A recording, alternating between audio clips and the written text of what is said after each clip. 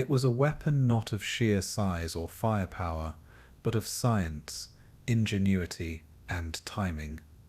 An invention so small it could fit into the palm of a soldier's hand, yet powerful enough to alter the course of the Second World War. The proximity fuse, born from the marriage of physics and desperation, was one of the Allies' most closely guarded secrets. Unlike bombs, tanks, or aircraft carriers, its brilliance lay not in destruction alone, but in precision. With this device, anti-aircraft shells could explode not when they struck a target, but when they came close enough to cause maximum damage, transforming the way wars were fought in the skies and seas. Developed in secrecy under the constant fear of espionage, tested under grueling conditions, and deployed at critical moments in the war, the proximity fuse became a silent guardian against waves of enemy aircraft, and a decisive factor in halting the advances of German V-weapons and Japanese kamikazes.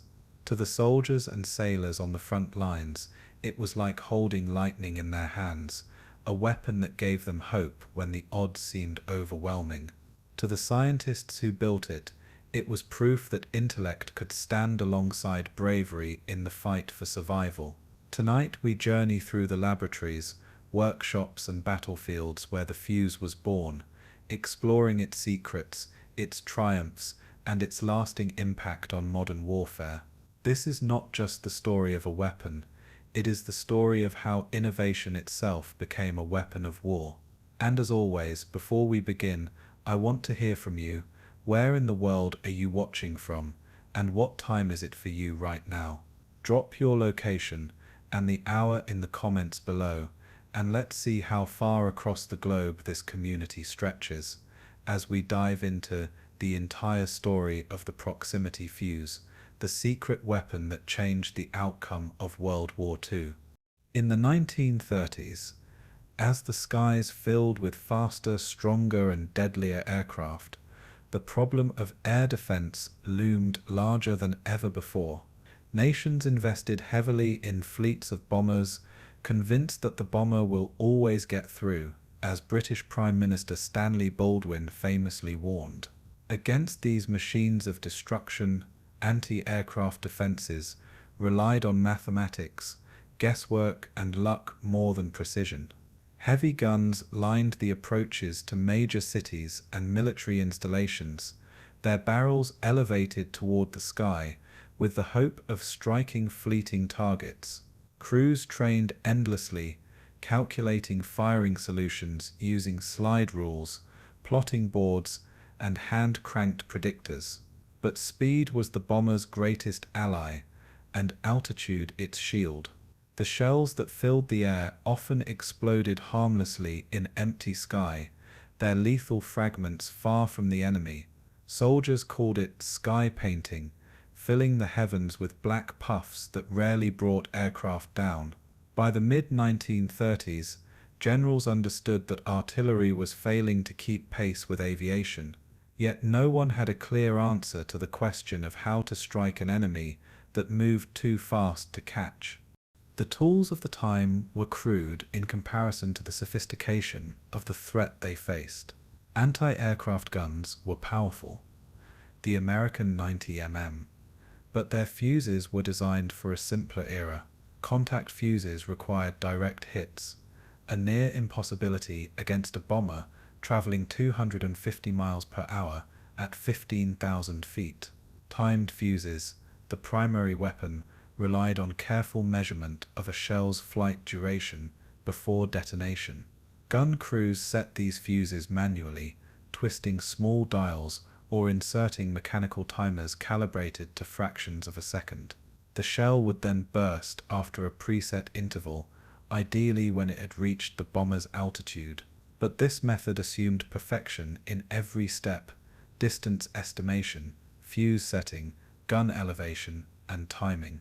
In practice, errors compounded quickly, and even a fraction of a second's miscalculation meant the shell exploded hundreds of yards away from its target.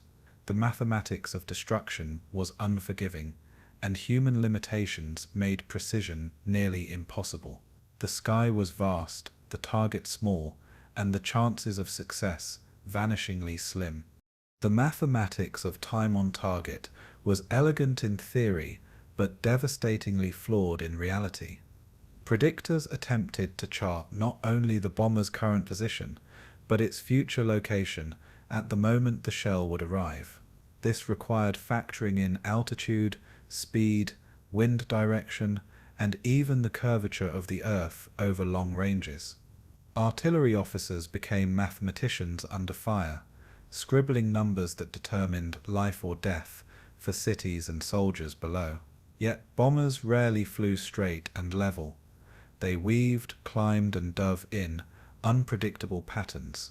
Every evasive maneuver rendered the calculation obsolete. Every shift in altitude a death sentence for accuracy. The guns might unleash a storm of steel, but most of it detonated far from the intended mark. A bomber formation could face hundreds of shells in a single raid, and lose only a handful of aircraft, if any at all. Pilots learned to treat flak bursts as hazards rather than mortal threats, flying through walls of explosions with confidence. This mismatch between firepower and effectiveness threatened to make ground-based defense irrelevant. The human stories of anti-aircraft gunners reveal the scale of frustration and futility. Young men trained for hours to master fuse setters, range finders, and plotting instruments, yet in combat their efforts often felt wasted. Veterans recalled watching waves of enemy bombers pass overhead while their guns roared in vain, shells bursting in empty air. Each miss meant factories destroyed, neighborhoods burning, or soldiers slaughtered by bombs. The psychological toll was immense, for gunners knew that no matter how hard they worked, their weapons lacked the precision to protect those below. Diaries speak of exhaustion, anger, and helplessness as targets slipped through barrages. In London during the interwar years, civil defense planners quietly admitted that anti-aircraft fire could only serve as a deterrent, not a reliable defense. German Luftwaffe crews would later joke about flak as the gardener's art, watching black puffs blossom harmlessly in the sky. Behind every missed shot was the same cruel truth. Artillery had not kept pace with aviation's rapid evolution. The balance of power tilted toward the bomber, and the world knew it. Military planners understood the dire implications of this imbalance. If bombers could penetrate defenses with impunity, entire wars might be decided from the air. Theories of strategic bombing gained traction, promising to crush an enemy's industry and morale without prolonged ground campaigns. In Britain, the haunting memory of World War I Zeppelin raids fueled dread of what modern bombers could do. In Germany, generals envisioned fleets of Heinkel and Dornier aircraft devastating cities before defenders could react. In the United States, debates raged between advocates of battleships and believers in bombers, with artillery struggling to justify its relevance. Every nation recognized the same grim equation: anti-aircraft guns could fire thousands of shells and bring down only a fraction of attackers. The cost of defense soared, while the promise of offense became ever more seductive. Without a solution, the bomber truly would always get through, and with it the power to reshape wars. The world stood on the edge of an aerial revolution, but the defenders were still fighting with outdated tools. Technology offered few immediate answers, for the problem lay not in the guns but in the fuses. A shell could reach its altitude and speed reliably, but it detonated only when its primitive mechanism told it to. If that mechanism could be made to sense its target, rather than rely on a preset timer, everything would change. This was the dream whispered among scientists and engineers, a weapon that could detonate near an aircraft without a direct hit. Yet in the 1930s, the idea felt like science fiction. Electronics were bulky, fragile, and unsuitable for the immense stresses of artillery fire. Vacuum tubes shattered under impact, batteries leaked, and circuits failed after the slightest shock. To create a proximity fuse seemed impossible, given the technology of the era. But war has a way of forcing the impossible into existence. In the laboratories of Britain and America, a small cadre of visionaries began to imagine how it might be done. Their dreams would one day change the course of history. Until then, the defenders of the 1930s were left with guesswork wrapped in steel. Cities prepared for devastation, hoping their guns would at least force bombers to higher altitudes, making attacks less accurate. Civil defense drills instructed civilians to seek cover, for no one trusted the guns to keep them safe. Armies dug trenches and camouflaged positions, knowing anti-aircraft artillery was a psychological weapon more than a practical one. The men at the guns did their duty nonetheless, proud of their craft but painfully aware of its limitations. Their barrages filled the air with noise and fire, but not with effectiveness. The sight of bombers sailing unscathed through storms of flak became a bitter image of modern warfare.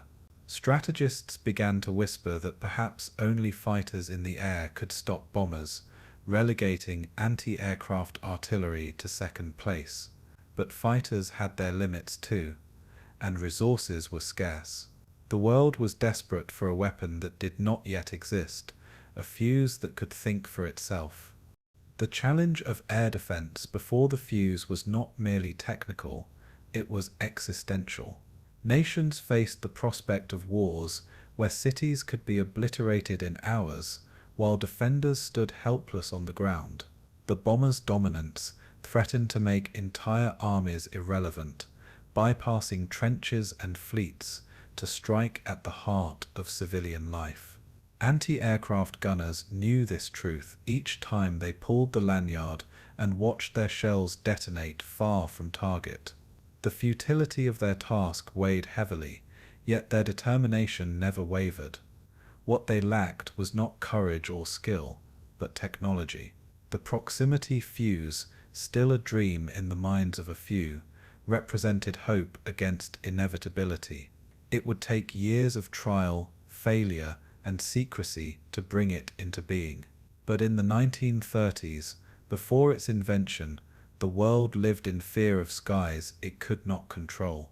The desperate need for a revolutionary solution was clear to all. The question was whether science could answer in time. In the laboratories and proving grounds of the interwar years, engineers chased a simple but elusive dream: make a shell that would detonate when it was close to a target, rather than only on impact or after a fixed time. Early contact fuses worked on mechanical principles, strikers, percussion caps, and fragile igniters that required a brutal collision to set them off. Timed fuses attempted to solve the problem by turning distance into duration, using clockwork or powder burns to count off an interval before explosion. Both approaches had merits but fatal flaws when confronted with the speed and altitude of modern aircraft. Contact fuses demanded impossible accuracy, meaning a direct hit almost always, while timed fuses multiplied human error across calculation, setting, and firing. On the firing line, a single misset timer could send a shell's lethal burst miles from the aircraft it was meant to kill. Engineers therefore began to imagine a different method, one that sensed the presence of the target itself and responded in real time. It was a conceptual leap that moved the problem from mechanics to the realm of sensing and signal processing. The decision to pursue proximity meant embracing technologies still in their infancy: radio, vacuum tubes, and electronic detection. That leap would redraw the boundaries between physics, engineering, and the brutal necessities of war. The physics of proximity detonation depended on understanding how an exploding shell's fragments would distribute lethal energy around a point in space. Designers calculated an optimal burst radius that maximized the probability of shredding an aircraft's skin and vital control surfaces with high-velocity fragments. That lethal radius was a function of shell size, explosive fill, casing metallurgy, and the velocity and pattern of fragmentation upon detonation. Engineers balanced those variables against the need to trigger the explosion at the precise distance where fragment density and kinetic energy intersected to be most destructive. In practice, that meant the sensor had to detect an approaching metal aircraft at ranges of only a few dozen feet and trigger reliably in fractions of a second.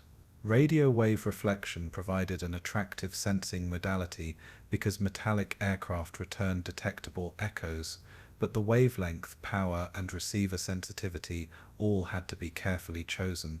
Too primitive a transmitter risked false triggers from terrain or weather, too strong a signal increased the chance of the shell detecting its own reflections or interfering with neighboring shells.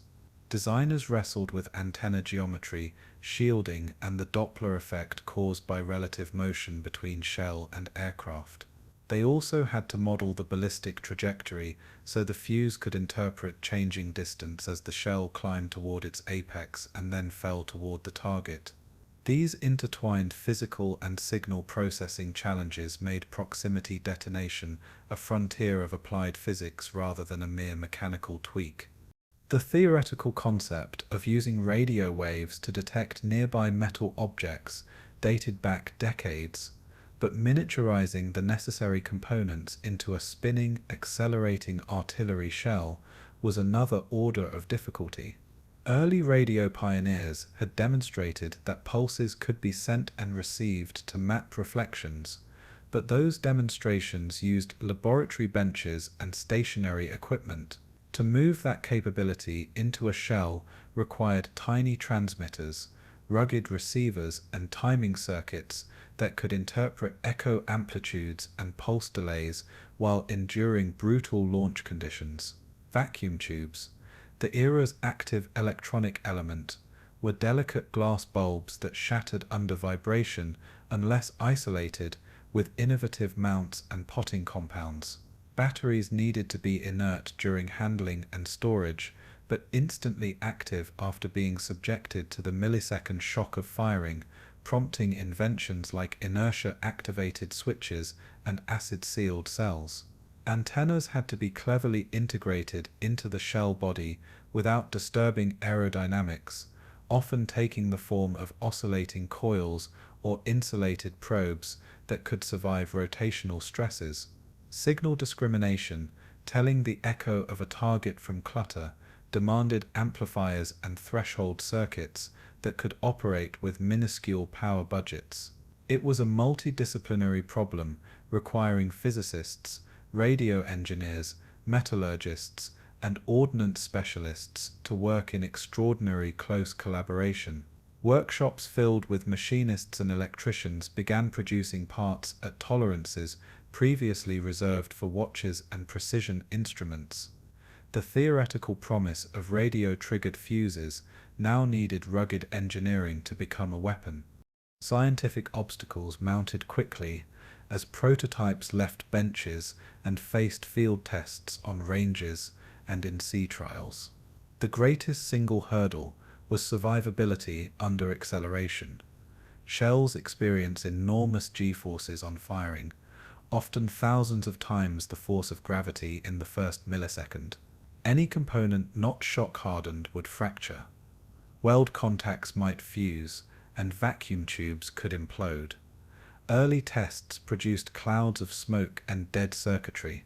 Engineers developed shock-absorbing mountings, resin potting, and sacrificial layers to protect delicate parts, effectively turning electronics into armor-potted devices.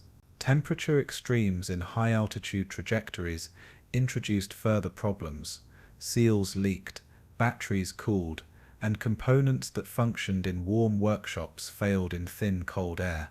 Sensitivity brought its own perils, for a fuse that reacted to precipitation, ground reflections, or the shell's own wake would become a liability rather than an asset.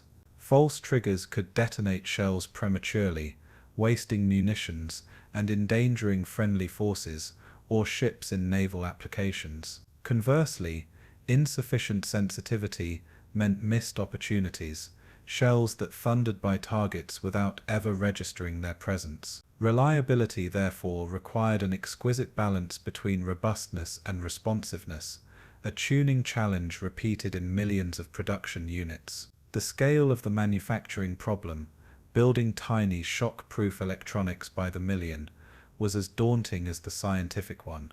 Field trials exposed unexpected real-world complications that no lab could fully predict. In naval tests, shells fitted with experimental fuses sometimes detected the sea's surface, or wakes from their own guns, generating confusing echoes. On windy ranges, cluttered terrain returned spurious signals, and in rain, the ionized droplets blurred reflections into noise. Aircraft with wooden structures or non-metallic components produced weaker echoes, challenging designers to set thresholds low enough to catch targets, yet high enough to ignore clutter. Allied engineers learned to profile typical echo signatures from various aircraft types, building libraries of response patterns that improved discrimination algorithms. They experimented with pulse repetition rates, carrier frequencies, and timing gates to reduce false positives and maximize the chance of a decisive burst. Calibration became an art. Crews needed clear procedures for setting sensitivity according to weather, altitude, and mission type. Training manuals grew thick with charts and tables telling gun crews how to choose fuse settings for different threat profiles. The iterative cycle of lab innovation, range testing, and battlefield feedback tightened designs and improved yields, but progress was never linear. Each small victory, an adjusted coil here, a tougher tube there, nudged the proximity fuse from impossibility toward practicality. Key personalities emerged in the scientific struggle. Men and women whose curiosity and persistence bridged theory and application. Radio engineers and physicists, often recruited from universities and private laboratories, learned ordnance in order to protect their designs against raw mechanical forces. Ordnance officers, for their part, learned to value electronics, attending lectures on signal amplification, filtering, and antenna design. The collaboration was sometimes fraught. The blunt pragmatism of the military clashed with the cautious experimentation of civilian scientists. Yet mutual respect grew as prototypes showed promise, and the potential of saving ships and cities became painfully real. Women in manufacturing and assembly, whose labor in precision tasks had been underestimated, proved vital in producing the tiny components that made the fuses work. Their nimble hands assembled tiny coils, adjusted contacts, and performed burn-in tests that would have been impossible at scale without skilled human craftsmanship. Behind the scenes, bureaucrats navigated secrecy protocols and funding battles, while lab directors fought to protect their teams from military impatience. The convergence of talent from disparate fields created a culture of focused innovation that accelerated solutions in ways few had predicted. The proximity fuse was as much a social invention as a technical one, born of networks of expertise and wartime urgency. As designs matured, engineers confronted the final obstacle: mass production without loss of quality. Precision manufacturing at scale demanded jigs, gauges, and quality assurance procedures that translated laboratory tolerances into factory throughput. Suppliers had to be found for resilient materials, insulating ceramics, potting resins, and miniature capacitors, many of which had to be developed from scratch. Factories reorganized assembly lines, trained workers in delicate soldering, and instituted inspection steps that caught subtle faults before they became field failures. The cost per fuse was high at first, and planners debated whether the benefit justified the expense, especially when shells were used in vast barrages. But wartime calculus favored effectiveness over thrift, and commanders recognized that a handful of successful proximity bursts could save entire convoys or cities. Quality control became paramount. A single bad batch could undermine confidence and stall deployment across entire fleets. Engineers instituted sampling regimes, destructive testing, and environmental stress screening to weed out latent defects. The logistical challenge extended to storage, handling, and arming procedures that preserved Fuze integrity until the moment of firing. In the end, the path from prototype to production required as much ingenuity in factory floors as in research benches. By the late 1930s, the science of controlled detonation had moved from speculative theory into focused engineering reality, though the proximity fuse would not flourish until wartime pressure accelerated development. The technical breakthroughs, shock-hardened tubes, inertia-triggered batteries, compact antennas, and tuned circuitry had solved many early obstacles but created new operational considerations. Commanders now had to consider how to integrate a weapon that sensed targets rather than relied on preset timing, altering doctrines of gunnery and air defense. Questions of safety, fratricide, and electromagnetic interference required new regulations and training regimes. Yet the promise was revolutionary. A shell that detonated when it was near its target transformed probabilities into near certainties.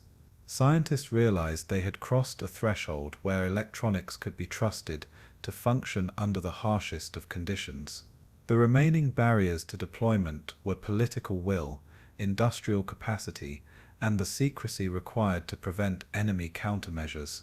When the war arrived, those who had invested in the science of controlled detonation found themselves at the forefront of a weapon that would change the nature of anti-aircraft and artillery warfare.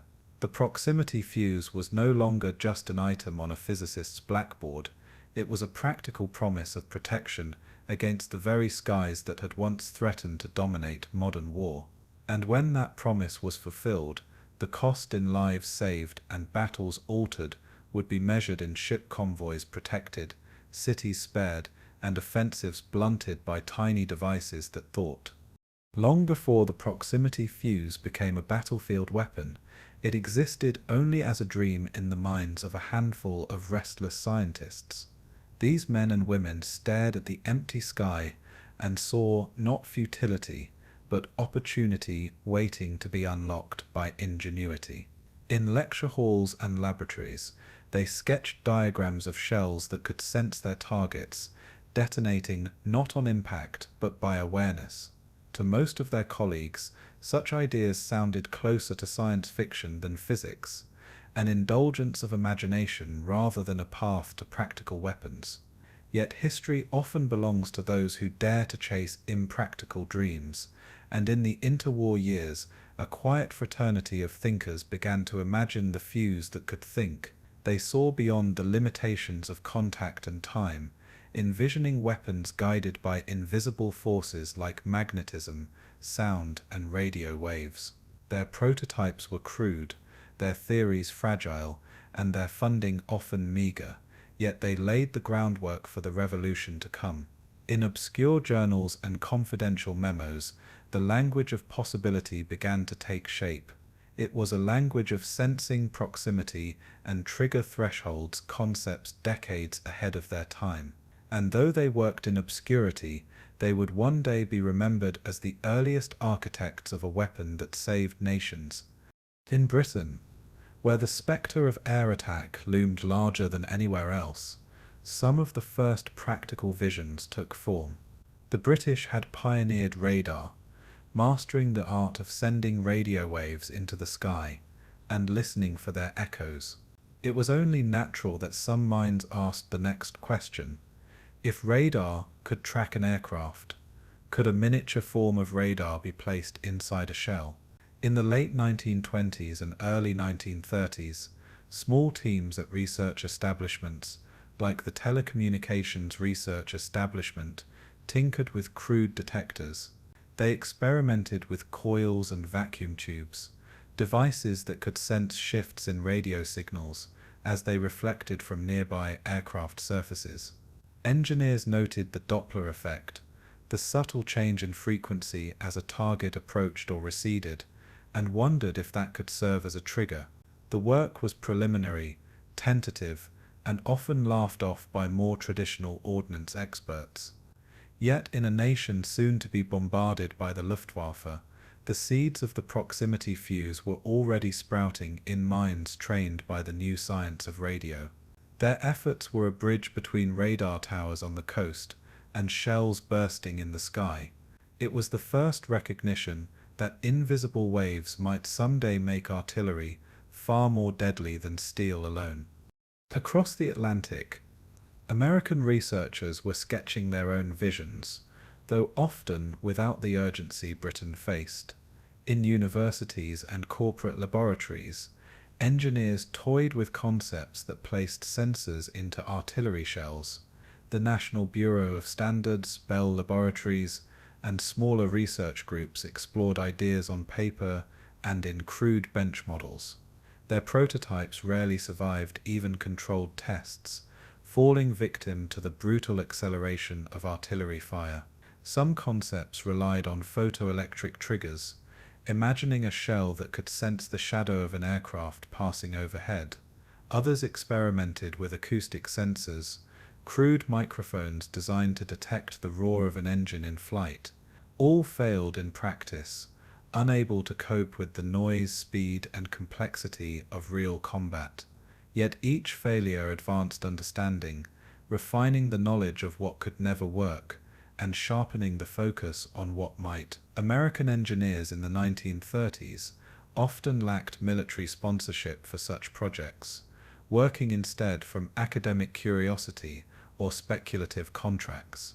Still, their notes and blueprints became part of the scientific inheritance that wartime urgency would later transform into success. In their impracticality lay the first steps toward practicality. Not all visionaries worked in the great powers' laboratories. Some were solitary inventors who believed sheer ingenuity could solve the problem. Patent records from the 1920s and 1930s reveal a surprising number of proposals for fuses that could sense proximity. Some claim to use magnetic fields, hoping that the steel of an aircraft might distort them enough to trigger detonation. Others envisioned chemical sensors that would react to exhaust gases, a fanciful notion that ignored the turbulence of high-speed flight. A few proposed entirely mechanical solutions, with spring-loaded whiskers, or extending rods meant to strike aircraft frames mid-air. Most of these designs never moved beyond paper, and those that did were usually hopelessly unreliable. Yet these inventors embodied the restless spirit of innovation, unbound by institutional skepticism. They kept alive the radical notion that weapons could be more than dumb projectiles. When war came, many of these individuals vanished into obscurity, their patents unread and their workshops abandoned. But the ideas they dared to put forward proved that the dream of a smart fuse was not confined to elite laboratories. It was a vision that haunted minds across the industrialized world.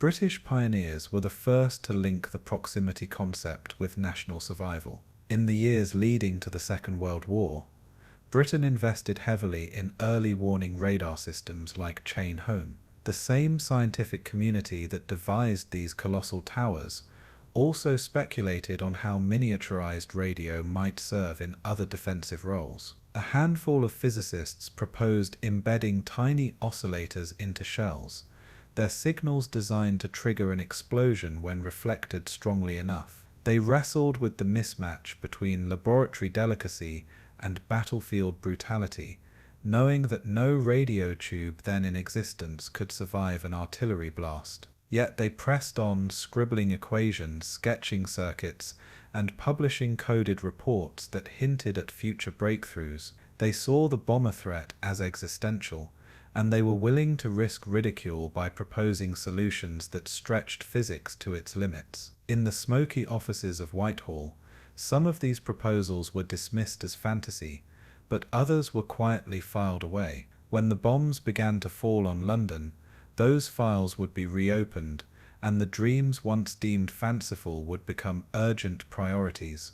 In America, the work moved forward more slowly, but institutions like the Carnegie Institution of Washington and the Naval Research Laboratory kept the spark alive.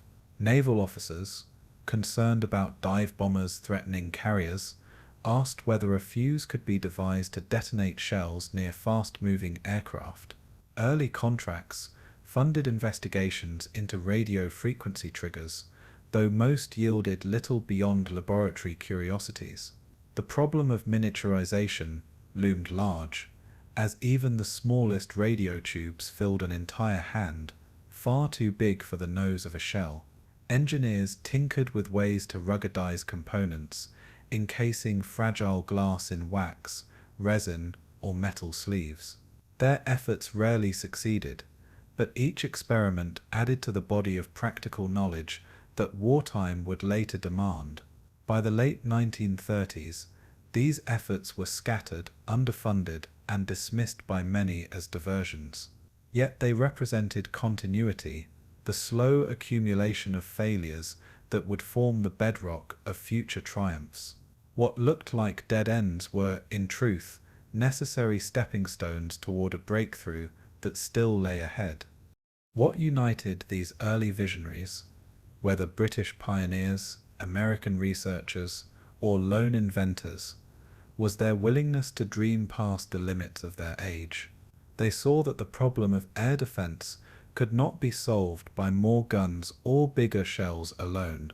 Precision, not power, was the missing ingredient, and proximity sensing promised to deliver it. Each prototype, however crude, represented an attempt to teach a weapon to perceive its environment. The sheer audacity of the idea kept it alive even in the face of constant failure. Soldiers in the field might have scoffed, but scientists in the lab understood that every impossibility today could be reality tomorrow. By 1939, as war clouds darkened, the groundwork had been laid by a generation of minds unafraid to think beyond their means. The proximity fuse was not yet a weapon, but it was no longer just fantasy either. The convergence of need, science, and war would soon push these fragile beginnings into a new dimension.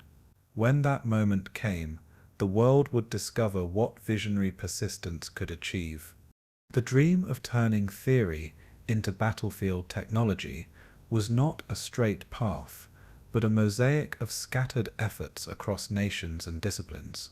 British radar scientists, American radio engineers, patent-holding inventors, and curious academics all contributed fragments to the idea. None had yet found the means to make their vision survive the violent birth of a shell leaving its gun. But together they built the intellectual foundation on which wartime laboratories would later construct a miracle. Their legacy is not just in what they achieved, but in the fact that they refused to dismiss the impossible. They believed that invisible forces, waves, echoes, and signals could be harnessed to give shells a form of awareness. That belief would one day transform not only anti-aircraft warfare, but artillery itself. History would remember the proximity fuse as a triumph of applied science, but its roots lay in the imaginations of a few who dared to think differently. They were the early visionaries, the dreamers who pointed the way when the world still laughed. And when war demanded answers, their dreams became the cornerstone of salvation. In the summer of 1940, Britain found itself standing alone against a storm of steel and fire, as the Luftwaffe sought to hammer the island into submission. The Battle of Britain began not just as a contest of planes, but as a trial of national endurance, where every gun, every radar set, and every pilot mattered. German bombers droned across the Channel in disciplined formations, their Heinkels, Dorniers, and Junkers bristling with payloads of destruction. Fighters of the Royal Air Force scrambled from fields across southern England, climbing into the sky to intercept, but they were often outnumbered and stretched to their limits. Below, anti-aircraft guns barked in defiance, their shells painting the sky with black puffs that rarely struck home. For the people of London, Coventry, and Birmingham, the nightly raids became a rhythm of terror, the sirens, the searchlights, the thunder of bombs, and the distant but impotent growl of flak. The German strategy was brutal and simple: destroy factories, crush morale, and open the way for invasion. Against such pressure, every weakness in Britain's air defence was laid bare for the world to see. The RAF struggle was heroic, yet it revealed the limits of human endurance and technological reach. Fighter Command, under Air Chief Marshal Hugh Dowding, orchestrated squadrons with a brilliance that stretched resources to their breaking point. Radar stations along the coast gave precious early warning, allowing Hurricanes and Spitfires to meet enemy raids with just enough time to climb. But even with radar's guidance, the sheer number of German aircraft strained Britain's defences. Pilots flew multiple sorties per day, returning exhausted, their machines patched hastily by mechanics working through the night. Anti-aircraft gunners below fired tens of thousands of rounds, but statistics told a grim truth. It often required thousands of shells to bring down a single bomber. German crews mocked the flak as little more than fireworks, pressing on with their deadly work. Britain's survival balanced on a knife's edge, depending not just on courage, but on whether science could deliver a new edge. And in Whitehall, Winston Churchill demanded exactly that innovation on a scale never before seen. The Blitz that followed was a campaign of terror that tested Britain's heart as much as its defences. Beginning in September 1940, London endured 57 consecutive nights of bombing, with thousands killed and entire districts reduced to rubble. Coventry was firebombed into ruins. Its cathedral left a shell of stone amid smouldering wreckage. Families lived in underground shelters, emerging each morning to streets lined with craters, twisted steel, and shattered glass. Fire brigades fought infernos, while rescue teams clawed through debris searching for survivors. Yet despite the destruction, the German strategy failed to break Britain's spirit. Instead, the suffering hardened resolve, but it also sharpened the awareness that existing defences were inadequate. Flak gunners fired until their shoulders bruised from recoil, but few bombs were stopped before reaching their targets. The question pressed harder than ever: could science deliver a weapon to turn this tide? Each night of bombing underscored the urgency, transforming what had once been theoretical dreams into matters of national survival. Churchill himself was relentless in demanding solutions, pressing scientists, engineers, and ministers to produce weapons that could shift the balance. He visited bombed neighbourhoods, his presence a symbol of defiance, but behind closed doors he interrogated advisors with merciless precision. The Prime Minister had already championed radar, and he understood that unseen forces, waves, and signals were the future of defence. He urged laboratories to think beyond convention, to make the impossible possible in the face of annihilation. Meetings at the Air Ministry and Ministry of Supply often carried an atmosphere of desperation, where proposals once dismissed as fanciful were revisited with new urgency. Churchill's words, both in public speeches and private memoranda, emphasized not just courage but invention as the key to victory. He saw that science was as much a weapon as steel or gunpowder. Under his leadership, Britain became a nation where physicists, chemists, and engineers were as essential as generals and admirals. The Blitz did not just test endurance, it ignited a scientific race for survival. Within this crucible of necessity, British research on radar inspired fresh thinking about controlled detonation. The chain-home radar network had already proven that radio waves could detect aircraft at long range, turning invisible radars into visible blips. If massive towers could track enemy bombers, why not shrink that principle into something small enough to fit inside a shell? It was an audacious leap, one that required compressing an entire detection system into the tip of a projectile, no larger than a fist. Researchers knew the obstacles: shock resistance, power supply, and sensitivity, but they also knew that no alternative solution offered hope. Laboratory teams sketched circuits, tested oscillators, and experimented with antennas that might survive the violent spin of an artillery shell. The principle was straightforward: emit a signal, measure the echo, and detonate when the target was near. Yet making theory into reality demanded ingenuity at the very edge of science. Radar had made the sky transparent. Now Britain sought to make it deadly. The men behind these efforts were often quiet scientists thrust into roles of wartime urgency. Robert Watson Watt, the pioneer of radar, inspired colleagues to think beyond detection toward destruction. Physicists like Edward Bowen and engineers in newly formed research establishments began to outline the requirements of a proximity-sensitive fuse. Their notes reflected the duality of the task. They were scientists, yet they were also builders of weapons meant to kill. The war forced them into a strange moral territory where intellectual curiosity became intertwined with national survival. Laboratories once dedicated to pure research now buzzed with military liaisons, their chalkboards filled not only with equations but with target silhouettes. Ideas flowed from Britain's universities, from Cambridge and Oxford to small laboratories tucked away in countryside estates commandeered for the war effort. The intellectual elite became the unseen defenders of the realm, tasked with solving problems as urgent as any battle at sea or in the air. And in their hands the dream of a proximity fuse began to take shape with increasing clarity.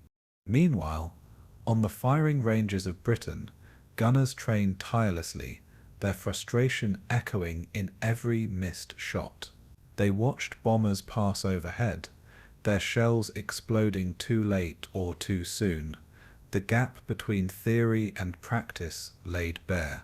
Officers sent detailed reports to London, demanding better tools, their voices growing sharper as losses mounted. These reports reached the desks of scientists, reminding them that every calculation had a human cost measured in blood and fire. The collaboration between soldier and scientist tightened, with feedback loops that turned battlefield pain into laboratory innovation. Each failure on the front became a data point in the pursuit of proximity detonation. The rhythm of the Blitz, night after night, became not only a test of civilian will, but also a relentless motivator for Britain's laboratories. Engineers worked with urgency, their prototypes evolving faster under the pressure of bombs falling around them. It was wartime necessity accelerating science at a pace peace had never allowed.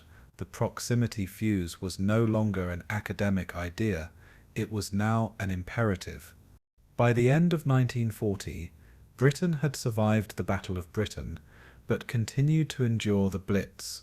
Scarred yet unbroken, the resilience of its people was matched by the resilience of its scientific community, which was laying the foundation for weapons that would transform the war.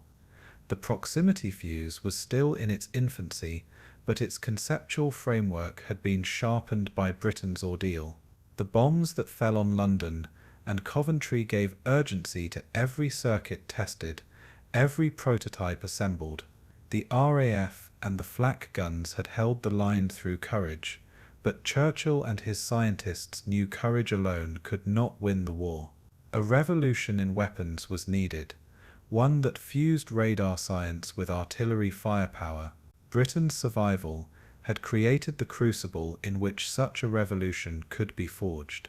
The next step would demand allies, resources, and scale beyond Britain's reach alone. And across the Atlantic, America was about to become a partner in the most secret scientific alliance of the war. In 1940, as Britain fought for its life beneath the roar of Luftwaffe engines, its leaders faced a stark truth: they could not win the war with courage alone. The island stood resilient, but its factories were strained, its scientists overtasked, and its future uncertain. Across the Atlantic, the United States remained neutral, still debating its role in Europe's war. Yet Britain knew that without American industry and innovation, its chances of long-term survival were slim. It was in this crucible that the seeds of transatlantic cooperation were sown, a partnership that would reshape science, warfare, and ultimately history.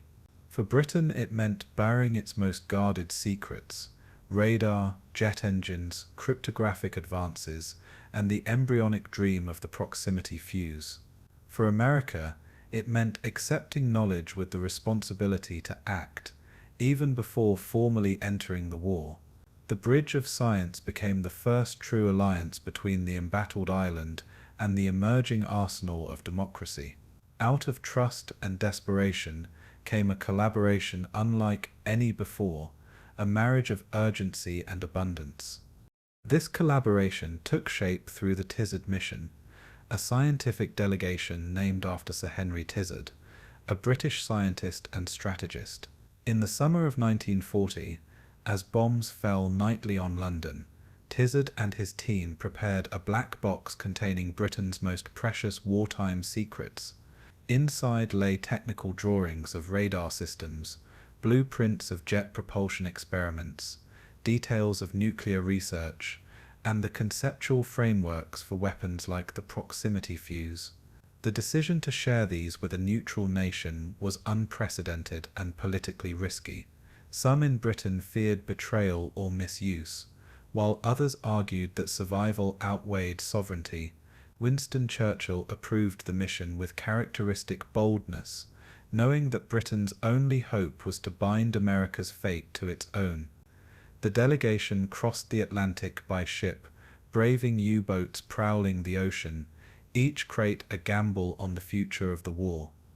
They arrived not as beggars but as partners, offering knowledge that would transform American laboratories into engines of innovation. The Tizard mission marked the beginning of a scientific alliance as vital as any battlefield pact. When Tizard's team presented their treasure trove to American officials and scientists, the response was a mixture of astonishment and urgency. The British had arrived with technologies far ahead of anything the Americans had yet developed, particularly the cavity magnetron, a device that made radar both compact and powerful. Alongside it were the conceptual designs for a fuse that could sense its target and detonate in proximity. American scientists at institutions like the National Defense Research Committee and laboratories at MIT, Bell Labs, and the Carnegie Institution immediately recognized the potential. The United States possessed vast industrial capacity and a growing cadre of engineers who could turn theory into mass production. What Britain lacked in resources, America had in abundance: factories, materials, and manpower shielded from the direct devastation of war. For the first time, scientific secrets crossed borders, not as theft or espionage, but as gifts, exchanged in trust. The challenge of the proximity fuse, once a fragile dream, was now placed in hands that could nurture it to reality. It was the kind of collaboration that transcended nationality, becoming a union of necessity and shared destiny. The proximity fuse concept captivated American laboratories, though they understood the magnitude of the challenge. The principle of a miniature radio set inside an artillery shell demanded breakthroughs in durability, miniaturization, and reliability. The British provided early notes and prototypes, crude but tantalizing, showing that the idea was more than fantasy. American engineers began sketching circuits that could survive the brutal acceleration of a shell and batteries that could awaken instantly in flight.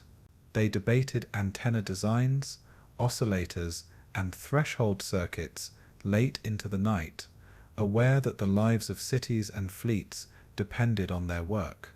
In workshops, machinists crafted delicate components, while scientists tested them to destruction again and again. Each failure was documented, studied, and used to refine the next iteration, a relentless rhythm of trial and error. The proximity fuse became not just a scientific puzzle, but a crusade, one that engaged some of the brightest minds in America. These laboratories became battlefields in their own right, where the weapons of war were not steel and powder, but wires, glass, and waves of invisible energy. The urgency of the mission was sharpened by the human stories flowing back from Britain. Reports of London's devastation, of Coventry's ruins, and of children huddled in underground shelters gave every blueprint a weight of blood and fire. British scientists described anti-aircraft gunners firing thousands of rounds with only a handful of successes, their frustration palpable in every statistic. The Americans understood that their task was not abstract. It was a lifeline to a nation under siege. The proximity fuse promised to multiply the effectiveness of defenses fivefold, transforming the odds in the skies. American scientists, many of whom had never faced bombs themselves, came to see their laboratory work as a frontline contribution. They labored with a sense of urgency that blurred the line between civilian and soldier. Each breakthrough was celebrated not in champagne but in quiet relief, knowing it brought Britain one step closer to survival. The Atlantic Ocean was vast, but science was shrinking it, forging bonds of solidarity that no U-boat could sever. Secrecy cloaked the project as tightly as any military operation. The British trusted America with their most precious knowledge, but both sides knew the Axis could never learn of the fuse's existence. Laboratories instituted layers of classification, with access restricted to small circles of scientists under oath. Workers in factories producing experimental components were told only fragments of the truth, enough to guide their tasks, but never enough to reveal the whole. Even within government circles, only a handful of officials knew the full scope of what was underway. For the proximity fuse, secrecy was as much a shield as steel, for if Germany or Japan learned of it, countermeasures would surely follow. This cloak of silence bound the scientists together in a fraternity of trust, a community aware they were shaping history in hidden rooms. The knowledge flowed freely across the Atlantic, but beyond those circles it vanished into silence. For the men and women at work, secrecy was not a burden but a solemn duty, one they carried as heavily as any soldier carried a rifle. The scale of American industry meant that ideas which in Britain had remained sketches could now become prototypes by the dozen. Laboratories in Washington, New Jersey, and Massachusetts competed and collaborated, each refining parts of the fuse's design. Bell Labs specialized in ruggedizing vacuum tubes, while Johns Hopkins Applied Physics Laboratory emerged as a central hub for integrating the system. Engineers devised shock tests using centrifuges and drop towers, simulating the immense forces of firing. Batteries were tested in chambers that mimicked Arctic cold and desert heat, ensuring reliability under any condition. The pace was breathtaking, with months of progress compressed into weeks, fueled by the urgency of war. In correspondence with British counterparts, the Americans reported not only advances but failures, sharing both triumph and disappointment with candor. This exchange created a cycle of improvement that neither nation could have achieved alone. The fuse was no longer just a possibility, it was on the cusp of becoming a weapon. Out of international trust and desperation, science had found its battlefield footing. By the close of 1940, the Anglo-American alliance in science had laid the foundation for one of the war's most decisive weapons. The TISAD mission had delivered more than secrets. It had created a bond of faith between two nations fighting the same enemy from different shores. The proximity fuse, once a fragile vision held by scattered visionaries, was now entrusted to laboratories with the capacity to make it real. In the months to come, the device would move from theory to prototype to battlefield, and from battlefield to legend. But its birth owed everything to that moment of courage when Britain opened its vault of secrets to America. Winston Churchill had gambled that trust was stronger than pride, and in that gamble lay the seeds of survival. The proximity fuse would become one of the greatest examples of international scientific collaboration in history. Born of desperation, it grew into a weapon that would save ships, protect cities, and turn battles. And in the crucible of war, the Anglo-American alliance proved that science could be a weapon as decisive as any army or fleet. In the laboratories where wartime urgency met radiophysics, engineers coined a practical name for the dream they had chased for years, the variable time or VT fuse.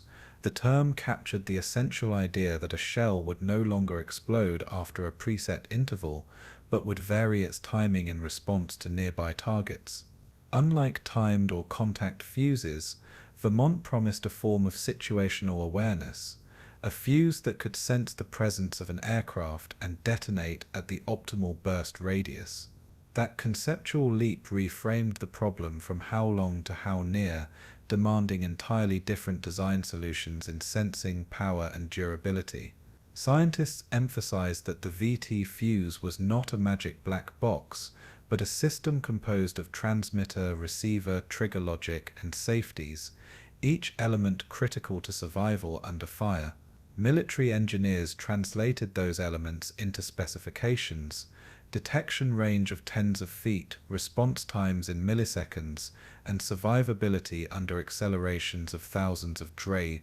Early sketches showed a transmitter coil, a hollow cavity for a tube or detector, and insulated contacts, all arranged to survive the violent spinning and shock of artillery launch.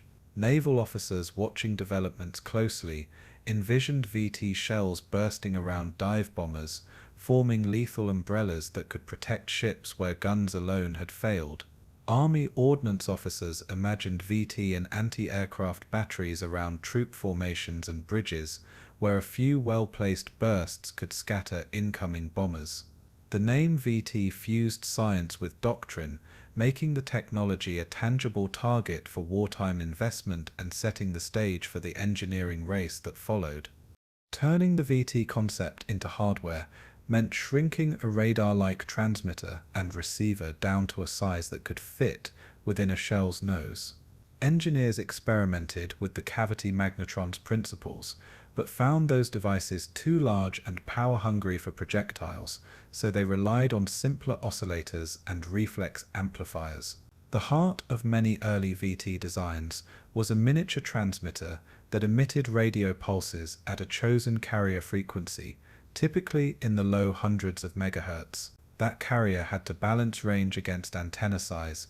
Higher frequencies allowed smaller antennas, but suffered greater atmospheric attenuation and manufacturing difficulty. Receivers tuned to the same frequency listened for echoes reflected by nearby metal, with threshold circuits designed to distinguish true targets from clutter. Engineers used tuned LC circuits, capacitors and inductors painstakingly wound by hand to achieve the necessary selectivity with components available at the time. The trigger logic could be rudimentary, a tube amplifier driving a relay when echo amplitude exceeded a set level, but even that required shielding and stability under stress. Importantly, the system included safeties, arming delays that prevented premature activation, and anti-jamming measures to reduce the chance of false detonation. Designers also developed inertia switches that armed the fuse only after the shell experienced the proper acceleration profile of firing, reducing accidents during handling. Each of these components had to be engineered not just for performance, but for manufacturability at scale, a challenge that would define the VT program. The miniaturization work pushed craftsmen and technicians to new limits, creating production techniques that resembled watchmaking more than ordnance manufacture. Machinists produced tiny ceramic insulators, mica capacitors, and enamel-coated wire, while glass-blower shops learned to make diminutive vacuum tubes with ruggedized leads. Bell Labs and other contractors developed potting compounds and vibration-damping mounts that encapsulated fragile electronics in protective resin shells. These measures prevented tubes from shattering and components from cracking under the initial firing shock that could reach tens of thousands of G. Simultaneously, chemists worked on explosive fills that produced the desired fragmentation pattern when detonated at the optimal radius identified by designers. Metallurgists tuned casing hardness and pre-stressing so that upon detonation, the shell produced a controlled spray of lethal fragments rather than pulverizing into fine dust. Ballistics engineers modeled trajectories to ensure the fuse's sensing window, where it could detect targets, matched the shell's flight apex and descent toward the target. Integration tests on ranges became gruesome spectacles of trial and error, with prototypes detonating prematurely, failing to trigger, or producing unexpected fragmentation. Each failure yielded data, and engineers adjusted circuit cues, antenna lengths, and explosive masses in an iterative loop that refined designs toward reliability. The VT concept was no longer purely theoretical. It was being hammered into metal, glass, and resin by teams that combined scientific knowledge with industrial craft. One of the most daunting engineering problems was power, how to supply enough energy to transmit and receive signals in a tiny, rapidly spinning shell. Traditional batteries were too heavy and unreliable under shock, so researchers developed inertia-activated batteries and thermal batteries that only activated after launch. Inertia switches used the gun's acceleration to mechanically close contacts, releasing stored cells into the circuit at the precise moment of flight. Thermal batteries, using solid-state chemistry activated by pyrotechnic heat, provided a burst of reliable power for the few critical seconds the fuse needed to operate. Designers balanced battery capacity against weight and space, ensuring that enough energy existed for transmission pulses and amplification, while leaving space for the explosive charge. Power management also meant duty cycling the transmitter, sending short pulses rather than a constant carrier to conserve energy and reduce self-interference. These pulses required precise timing circuits, and engineers developed crystal-controlled oscillators and timing tubes to maintain frequency stability under stress. Shielding the receiver from the transmitter's own pulses was another problem. Cavity designs and timing gates prevented the fuse from misreading its own signal as a target. The innovations in micro-power and activation not only solved immediate VT needs, but would later influence peacetime electronics and military ordnance design. In short, the power problem demanded creative chemistry, clever mechanics, and timing artistry, a confluence of skills that defined the VT's ingenuity. Testing moved from benches to sea, where naval officers needed anti-aircraft solutions against torpedo bombers and kamikaze-style attacks.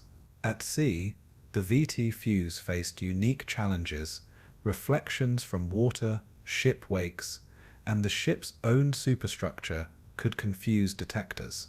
Engineers adapted by tuning fuses to frequencies and pulse patterns less susceptible to sea clutter, and by introducing altitude gates that ignored reflections below certain thresholds.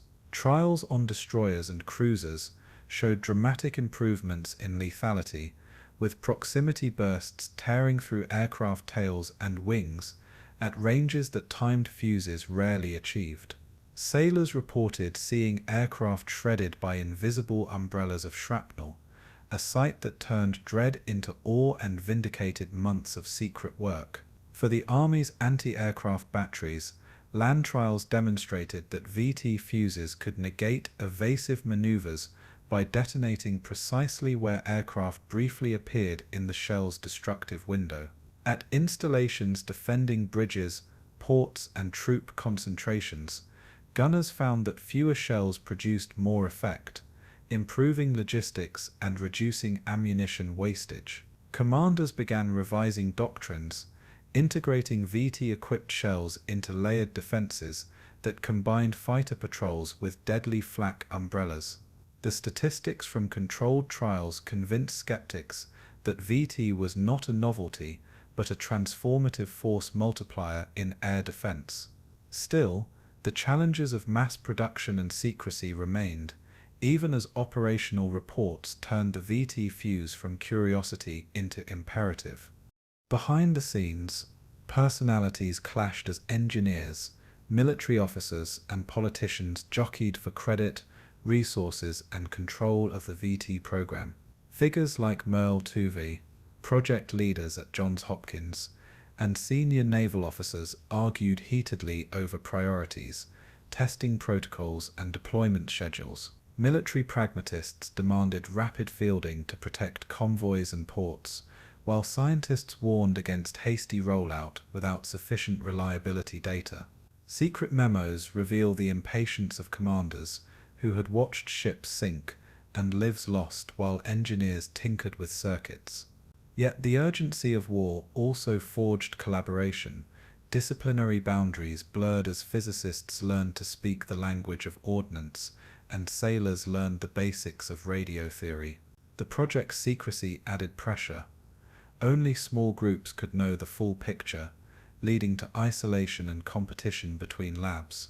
Nonetheless, personal courage and institutional trust allowed the program to proceed under a veil of absolute confidentiality, with some leaders accepting personal responsibility for risks.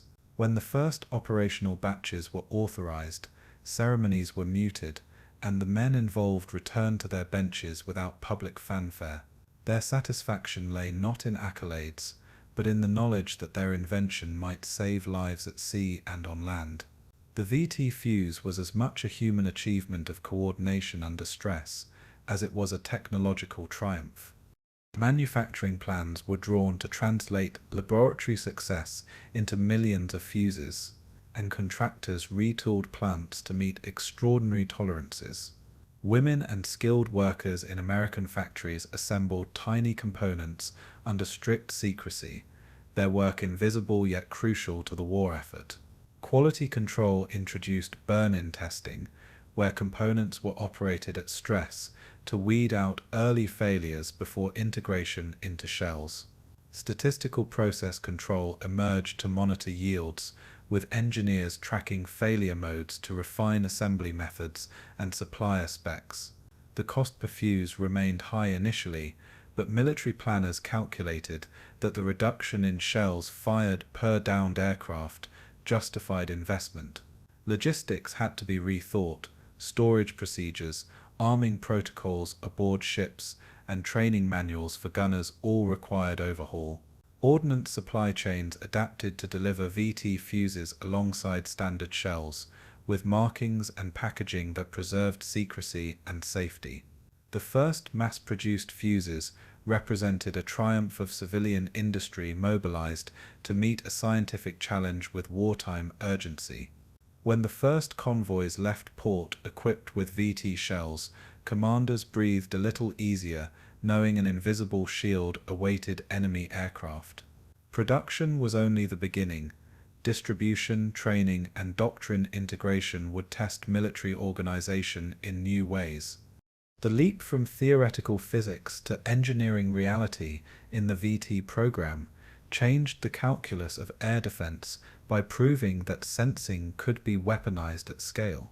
The fusion of radio science, ruggedized electronics, metallurgy, and explosives produced a device small in size but vast in consequence. Where anti-aircraft artillery had once relied on massed, wasteful volumes of fire, Vermont promised targeted lethality with fewer rounds and greater effectiveness. The human stories of gunners who watched aircraft fall, of sailors spared by lethal bursts, of technicians who soldered through nights, gave the technology its moral weight.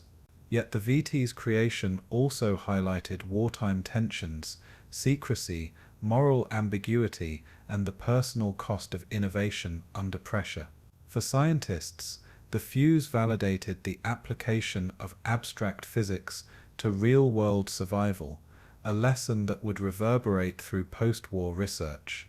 For military leaders, it demonstrated the value of investing in high-risk, high-reward technologies rather than pouring more resources into conventional solutions. And for the ordinary men and women who endured air raids, it offered the concrete hope that the next attack might be thwarted not by luck, but by design. The VT Fuze had moved from blueprint to battlefield promise, ready to be tested in the grim reality of war, where its true value would be measured in lives saved. In that transition lay the essence of technological warfare, the capacity of tiny innovations to alter the fate of nations and the course of conflict. In the early 1940s, the fate of the proximity fuse shifted from sketches on paper to the crucible of American laboratories, where engineers and scientists fought battles every bit as fierce as those on the front lines. Bell Labs in New Jersey, Johns Hopkins' newly created Applied Physics Laboratory in Maryland, and the Carnegie Institution in Washington became the command posts of this secret war. Inside their walls, the atmosphere was part scientific monastery, part battlefield headquarters. The stakes were clear. Failure meant the skies remained open to enemy bombers, and victory meant the power to change the trajectory of the war. Men in white coats huddled over oscilloscopes, while machinists in workshops turned out fragile components by the thousands. Every problem they faced was magnified by wartime urgency, every setback a reminder that across the ocean, cities still burned beneath Luftwaffe raids. The laboratories became arsenals of innovation, where physics, chemistry, and engineering converged under a single relentless mandate: make the impossible fuse real. The greatest obstacle confronting the scientists was shock, an invisible but merciless enemy. When an artillery shell left its barrel, it endured forces exceeding 20,000 times the pull of gravity, a jolt strong enough to shatter glass, twist metal, and rupture circuits. Ordinary vacuum tubes, the heart of 1930s electronics, were delicate bulbs of glass, no sturdier than a light fixture.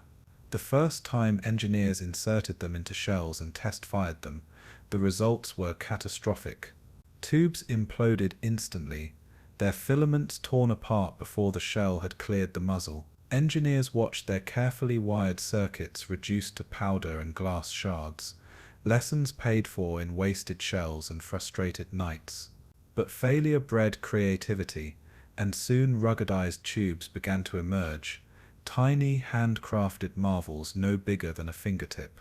Their glass walls were thicker, their filaments shortened and reinforced, their structures encased in shock-absorbing compounds. These acorn tubes, as they were called, became icons of the project, miniature engines of radio transmission tough enough to ride a shell through hell.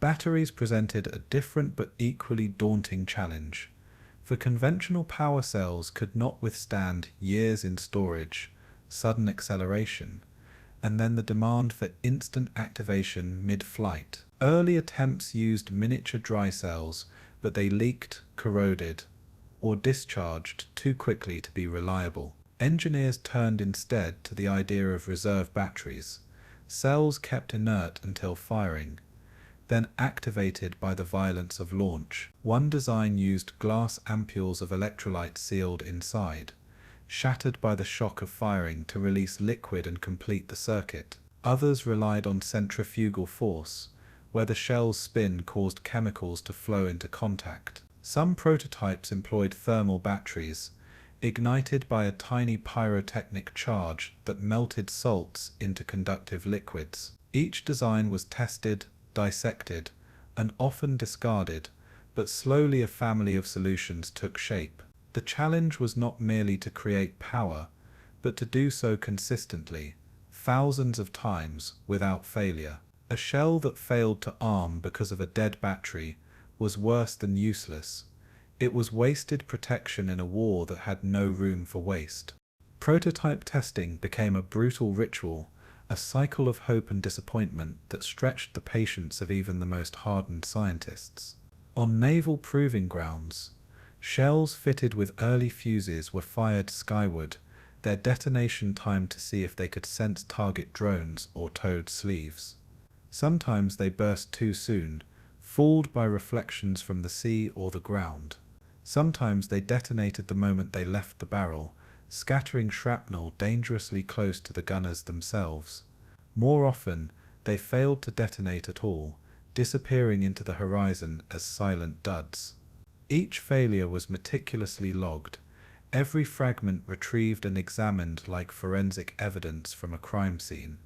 Engineers pored over charred circuits and shattered glass, tracing back the cause of failure with the precision of detectives.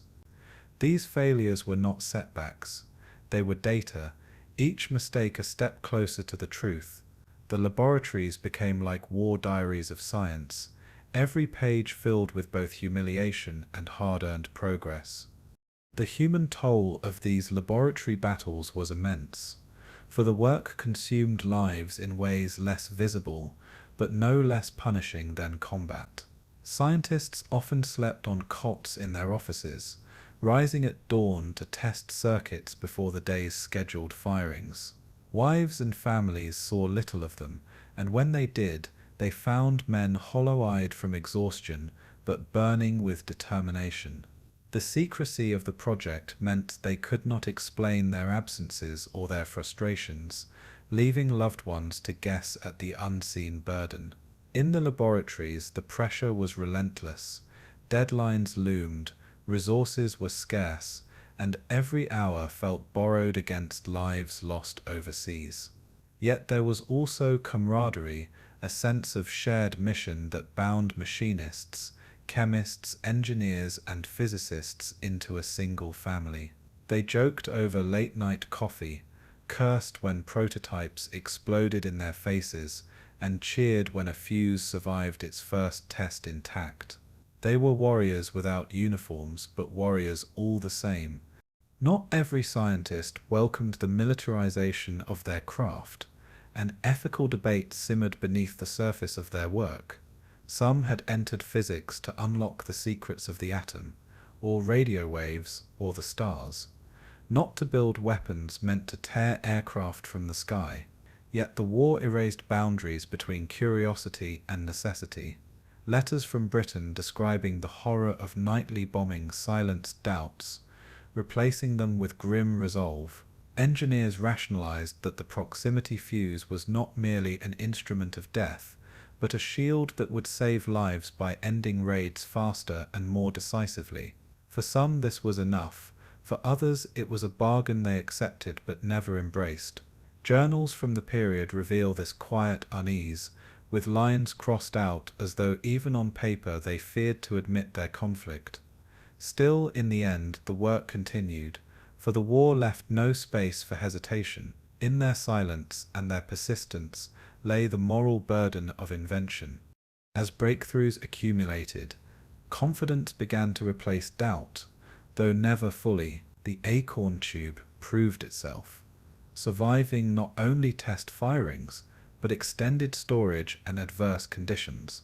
Reserve batteries achieved activation rates approaching perfection, delivering bursts of power just long enough to sustain the fuse's operation. Antenna designs evolved into resilient wire loops and slots integrated into the shell body, robust enough to endure spin and shock. Circuit logic refined itself into streamlined assemblies, reducing complexity while increasing reliability.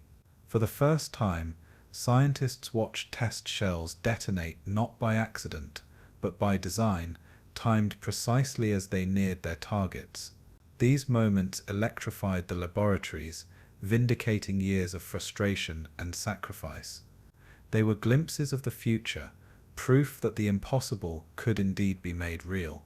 And yet, each success carried a new burden: how to replicate it thousands, then millions of times, in factories scattered across a vast nation. Laboratory battles had been won, but the war of production still lay ahead. By 1942, the proximity fuse had crossed a threshold. Emerging from the shadows of theory and the agony of failure into the light of possibility, the laboratories had forged it in fire, through shattered glass, burned fingers, sleepless nights, and unrelenting pressure. They had taught electronics to survive artillery, taught batteries to awaken in flight, and taught circuits to sense and respond in fractions of a second. The VT fuse was no longer an idea whispered by visionaries, but a tangible artifact, rough but ready to face the world's deadliest test, combat. Its birth was not a single moment, but 1,000 small victories earned at benches, in firing ranges, and in midnight arguments over design tolerances. What began as scattered notes and improbable sketches had become a weapon on the cusp of deployment. The laboratory battles had been long and bitter, but they had prepared the fuse for the battlefield, and when it arrived, it would alter not just the odds of survival, but the very shape of the war itself. The core problem was simple to state and fiendishly hard to solve. How do you make delicate radio electronics survive being fired from a gun and blasted through the air at supersonic acceleration? Engineers quickly realized that conventional wiring, glass tubes, and solder joints were catastrophically fragile under the tens of thousands of G experienced at muzzle exit. Their first responses were defensive and mechanical: encase the electronics in protective jackets and isolate them with sacrificial layers that absorbed shock rather than transmitted it. They experimented with potting compounds, pouring resin and wax around tubes and coils until the whole assembly resembled a tiny armored capsule. That approach reduced relative motion between parts, preventing leads from snapping and glass from fracturing, but it created new headaches in heat dissipation and assembly repair. Precision machinists devised shock mounts, conical springs, rubber grommets, and metal collars that distributed impulse forces across larger volumes of the shell nose. Designers combined potting with mechanical restraint so that filaments, leads, and capacitors rode the blast as a single coordinated mass instead of thousands of separate failure points. Each improvement required trade-offs: more protection, added weight and volume, reducing space for antennae or explosive filler, forcing engineers to redesign every subsystem in tandem. What emerged from this brutal cycle of test and redesign were fuses that looked less like laboratory apparatus and more like micro-armored devices built for war. Those first ruggedized assemblies marked the turning point from fragile prototypes to hardware that could be trusted to survive the gun's fury. Miniaturization was the art that made the VT fuse possible, and it demanded techniques equal parts watchmaking and metallurgy. Glass blowers learned to form tiny, thick-walled vacuum tubes, shorter filaments, closer supports, and metallized bases that transferred shock into the shell's body rather than through fragile glass. Engineers replaced long exposed leads with compact, welded assemblies and began using ceramic insulators that combined thermal stability with electrical isolation. Mica and ceramic capacitors, small and nonpolar, were refined to hold tolerances under vibration that earlier components could not approach. Coils were wound on tiny ceramic forms and impregnated with insulating varnish to prevent turn-to-turn abrasion during acceleration. The antenna challenge demanded creativity. Designers embedded loop or slot antennas into the shell casing so that they were part of the structure, not appendages that could shear off. Even mundane parts, screws, clips, and washers, were specified to micron tolerances and stress-tested to survive the shell's spin and shock. Women and specialized technicians performed most of this delicate assembly, their skill turning fragile components into millions of usable units under wartime pressure. The result of these craftsmanlike advances was electronics that measured centimeters instead of inches and grams instead of ounces, a compression of capability that few had believed possible a decade earlier. Miniaturization married to ruggedization made the proximity fuse a plausible fielded weapon rather than a laboratory curiosity. Vacuum tubes were the era's active elements, and their survival was the single most important technical hurdle because the transistor had not yet been invented. Scientists could only tweak tubes. They shortened cathodes, thickened envelopes, and used rigid internal supports to prevent filament sag and breakage. Glass-to-metal seals were perfected, so that the joint between lead and envelope would not tear under centrifugal forces, and manufacturers developed new alloys for leads that combined ductility with high tensile strength, intercepting filaments and supports, with ceramic spacers, reduced micro-arcing, and improved life under continuous vibration. Engineers also reduced operating voltages and current densities to lessen thermal stress during the few critical seconds of a fuse's life, accepting lower amplification in exchange for reliability. These deliberate compromises produced tubes that were less efficient but exponentially more reliable in the punishing environment of a fired shell. Meanwhile, transistor research would continue in universities, but in the heat of war, there was no time to wait for future breakthroughs. Ruggedized tubes were the practical path forward. When technicians finally observed acorn-style tubes survive repeated shock tests, the mood in laboratories shifted from anxious to cautiously optimistic. The triumph was not only technical but cultural. An entire industry retooled to make components once deemed too delicate into wartime workhorses.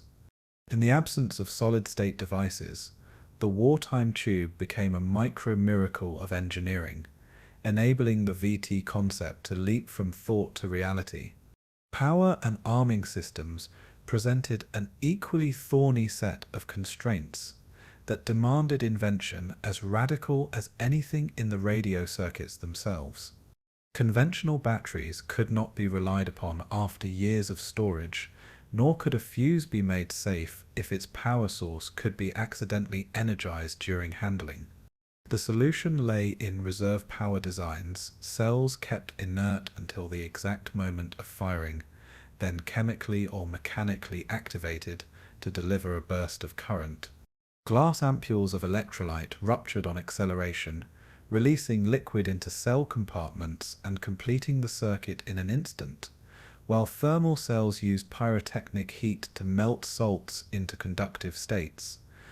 Inertia switches and centrifugal arming mechanisms ensured the fuse's transmitter and receiver remained inert until the shell experienced the proper spin and acceleration profile.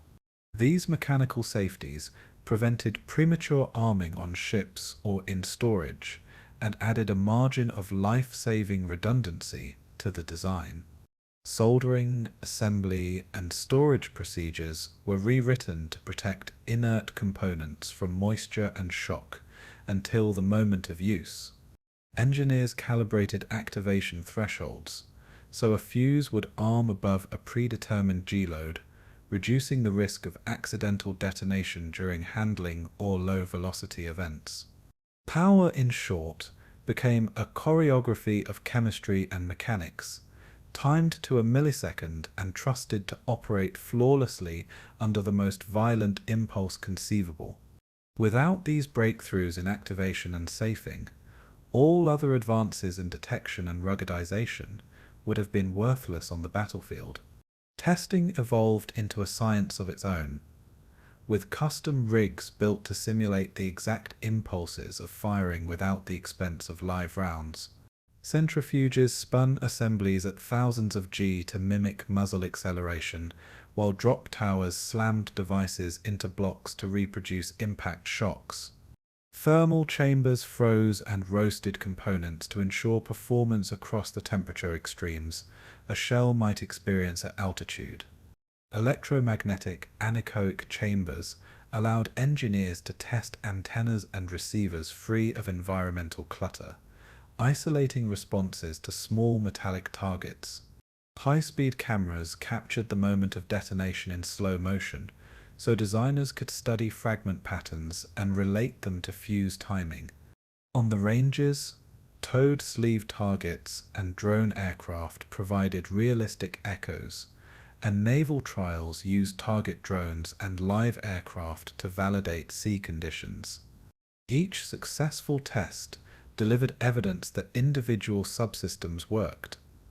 But the true challenge was integration, ensuring that ruggedized tubes, reserve batteries, antennas, and explosives all function together as a single unerring device. Quality control labs introduced sampling protocols, destructive analysis, and accelerated life testing to identify latent failures before they reached the front. These tests were expensive and time-consuming, but their rigor made mass production feasible by weeding out entire classes of defects at the development stage.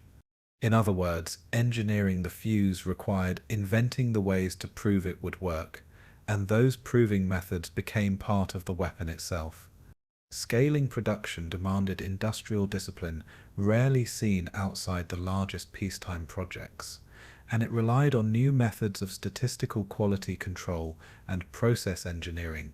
Factory floors were retooled with jigs, fixtures, and assembly stations that allowed workers to repeat delicate operations with precision and speed. Inspection gauges measured coil inductances, capacitor values, and tube vacuum quality to tolerances unheard of in conventional ordnance manufacturing. Assembly lines adopted burn-in ovens where completed fuses were operated for timed intervals to force early failures to appear before packaging. Parts suppliers were qualified under strict standards. Ceramic insulators, enamel wire, and potting resins had to meet dimensional and compositional specs, or be rejected outright. Training programs taught thousands of workers the fine motor skills required to solder microcomponents and to perform microscopic inspections under strong lighting. Confidentiality was enforced through compartmentalized production and need-to-know access, with entire plants sealed behind security protocols and guarded perimeters. Engineers used statistical feedback from field performance to tweak production tolerances, adjusting supplier specs and assembly parameters to improve yield. The result was a manufacturing ecosystem that could produce millions of tiny, high-precision devices at a tempo synchronized with the needs of global military operations. Mass production moved the proximity fuse from miracle to munition by transforming one-off laboratory success into standardized wartime hardware. The breakthrough that finally made mass production possible was not a single invention, but the confluence of many incremental advances integrated into a repeatable industrial process.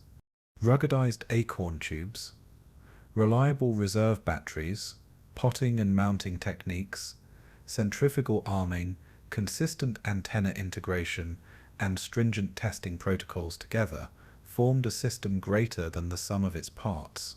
Crucially, quality assurance at scale meant that a single failed batch could be detected and isolated before deployment, preserving confidence in the weapon across the fleets and armies that would use it. This confidence was pivotal. Military commanders would not rework doctrine or risk lives on technology they could not trust, and mass quality production provided that trust. As factories ramped, production engineers learned to bias designs for manufacturability, slight changes in geometry or material that preserved performance, but eased assembly and inspection. Workers on the lines came to understand the gravity of the parts they handled, and mis-soldered lead could mean a convoy lost or a city scarred. The industrial mobilization behind the fuse showed how modern war demanded not just brilliant ideas, but the management capability to turn them into millions of reliable components. When the first operational shipments reached ships and batteries overseas, commanders found their attrition models changing overnight. Fewer shells were needed, logistics improved, and confidence soared. The breakthrough, therefore, was organizational as much as technical. The marriage of laboratory genius to factory discipline created a new class of munitions, and that marriage would prove decisive in theaters from the North Atlantic to the Pacific. By the time the proximity fuse entered widespread use, the engineering nightmare had been largely tamed, but its lessons endured long after the war. Engineers had learned how to make delicate electronics survive extreme mechanical trauma, lessons that would later inform aerospace and missile design in peacetime. Manufacturing techniques developed for tiny tubes and capacitors accelerated precision industries and trained a workforce skilled in microassembly. The success of ruggedized vacuum electronics presaged the later revolution in solid-state devices, showing that electronics could be trusted in hostile environments. More sobering was the realization that the tools of science could be organized to produce lethal efficiency on an industrial scale, a moral lesson that would haunt many of the project's participants. Yet in the immediate wartime calculus, those achievements translated into saved convoys, protected ports, and fewer civilian casualties from aerial bombardment. The proximity fuse stood as a testament to what engineering can accomplish when urgency and intellect collide, turning impossibility into practice. It was an invention born of nightmare conditions, yet its legacy extended into the promise and peril of modern technological warfare. And for the men and women who had soldered, potted, wound, and tested through sleepless nights, the fuse was proof that human ingenuity could bend the violent laws of physics to the defense of life. Once laboratory triumphs had proven the VT concept, the war demanded a leap into mass production that looked impossible on paper but became urgent in the boardrooms of Washington. Procurement agencies and military ordnance bureaus issued contracts at a scale that dwarfed peacetime projects, compelling factories to retool entire assembly lines overnight. Steelworks that had forged battleship plates were asked to produce precision casings measured to fractions of a millimeter, while radio shops reconfigured to wind microscopic coils by the thousand. Government liaisons, drawn from the War Production Board and military procurement offices, coordinated suppliers, rationed scarce materials, and negotiated priorities with a bluntness that made the work move at wartime speed. Engineering drawings once guarded in university vaults became production documents with enforced revision control and strict release protocols. The supply chain became a living organism.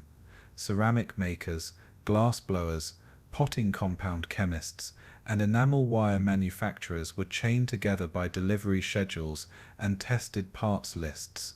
Retooling required not only money but managerial imagination, as plant managers invented new fixtures, jigs, and test rigs to meet tolerances previously considered unmanufacturable at scale.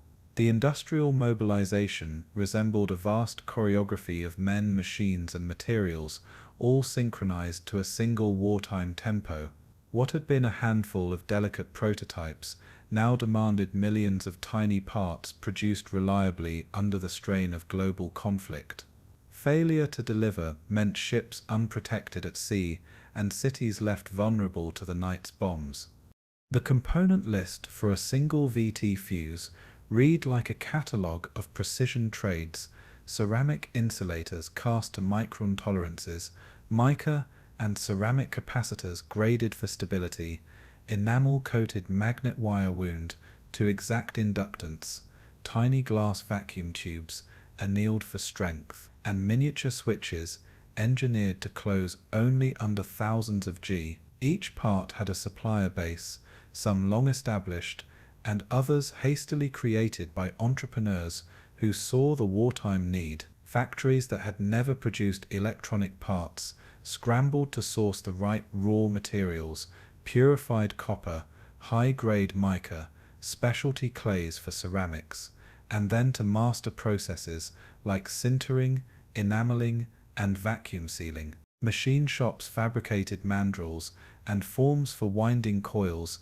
Chemical plants formulated resins that would pot and protect electronics without outgassing or cracking. Procurement agents fought inflation and hoarding as demand outstripped supply, forcing substitutions that required requalification and testing.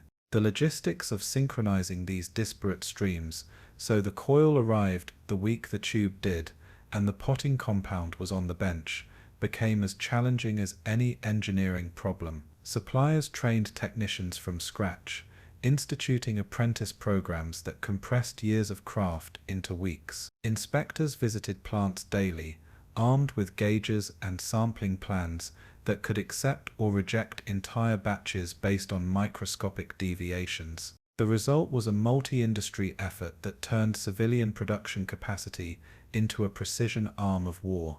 Secrecy wrapped every step of the manufacturing chain like a second skin, because if the Axis learned of the VT's existence or production nodes countermeasures or sabotage would follow, plants producing critical components operated behind fences, under blackout curtains and with armed guards at the gates. Most workers entered through separate guarded entrances and carried no newspapers or cameras.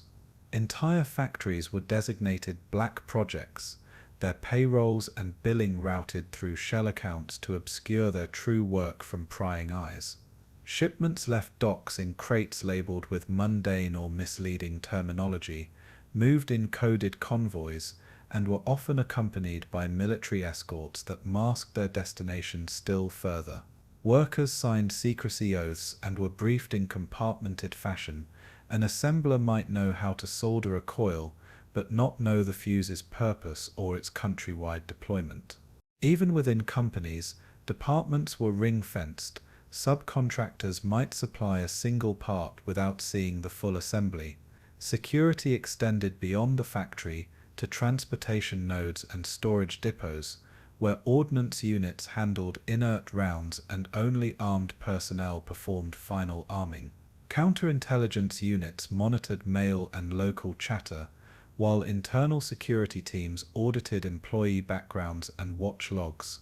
This architecture of secrecy slowed some processes, but protected the project from espionage and the risk of the enemy learning countermeasures before the fuse could be fielded.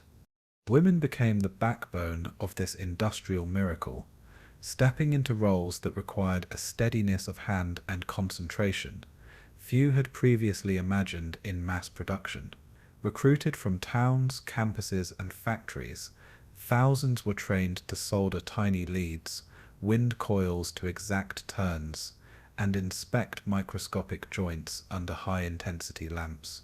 Training programs, often run by senior technicians, taught precision assembly alongside the discipline of security, teaching recruits to work fast without talking about the product. The rosy narrative captures the symbol, but the reality was nuanced. Many women performed the most intricate tasks, while skilled male machinists handled form and fit operations that required heavy tooling. Wages, though modest by today's standards, often exceeded pre-war pay for the same demographic, and came with the social pressure and pride of contributing directly to the war effort.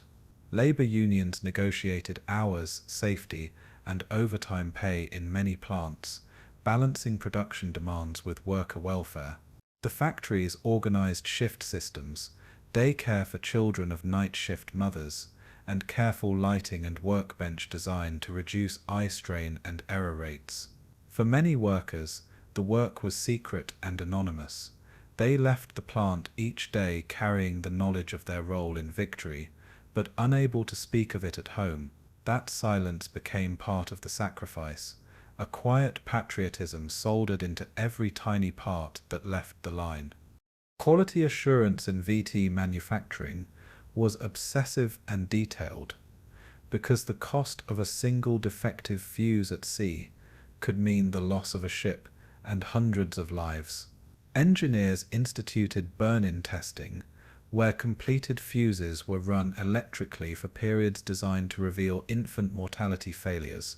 Units that survived these stress runs were considered field viable. Statistical process control entered the vernacular of ordnance, with control charts tracking yields, mean time to failure, and defect distributions across production lots.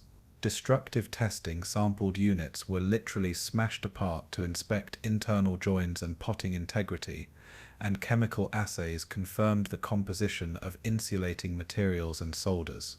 Field acceptance tests were conducted in protected ranges where sample lots were fired and judged on detection sensitivity, arming reliability, and fragment patterns. Non-conforming batches were quarantined for rework, their components reclaimed if possible, and recycled into acceptable product. This relentless emphasis on inspection drove up initial costs, but cut downstream failures and preserved the confidence of fleet commanders in the weapon's performance. Inspectors were empowered to halt production lines, a drastic authority in wartime factories, and their decisions often saved lives in combat by preventing defective fuses from reaching front lines.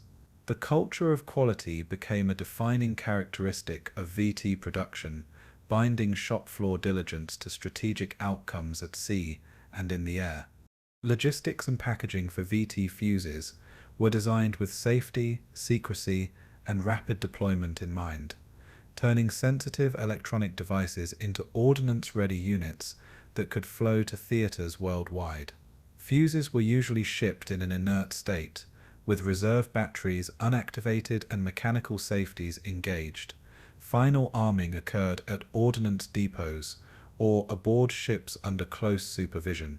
Packaging used custom crating that protected against shock and moisture, with inner housings keyed to prevent assembly mistakes and to speed loading into shells. Crates bore coded markings and routing instructions, intelligible only to authorized personnel, and transportation used priority rail and convoyed shipping lanes that reduced exposure to enemy attack. Once in theater, Ordnance Corps set up secure arming stations where trained crews removed inert safeties and installed live batteries under controlled conditions. These stations had to be mobile, hardened, and capable of operating under blackout and blackout-like conditions to supply carriers, destroyers, and anti-aircraft batteries without compromising secrecy. Manuals and training protocols were distributed in sealed envelopes, and gun crews learned new fuse handling procedures that emphasized both safety and rapid operational readiness. Supply officers balanced forward deployment against the need to maintain secure stockpiles for replacement and attrition. The ability to move VT fuses from factory to bathypelagic convoy deck or coastal battery in weeks rather than months made the weapon strategically deployable rather than merely technically feasible. Protecting the VT program required an equally capable security apparatus that blended counterintelligence, legal authority, and industrial discipline. Federal agencies, including branches of military intelligence and civilian security services, screened employees, monitored patterns of access, and investigated leaks with ruthless thoroughness. Background checks were deepened for any worker with access to classified tasks, and in many cases family members were also scrutinized to reduce risk of coercion or espionage. Informal networks of community gossip were monitored discreetly, and local police cooperated with plant security to detect suspicious activity around facilities. The legal ramifications for breaching secrecy were made clear. Fines, imprisonment, and dishonorable discharge awaited anyone who betrayed the project.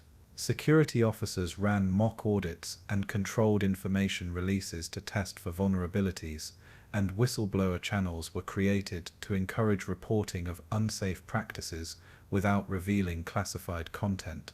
This culture of vigilance created stress and paranoia for some workers, but it also provided assurance that their labor would not be compromised by enemy infiltration.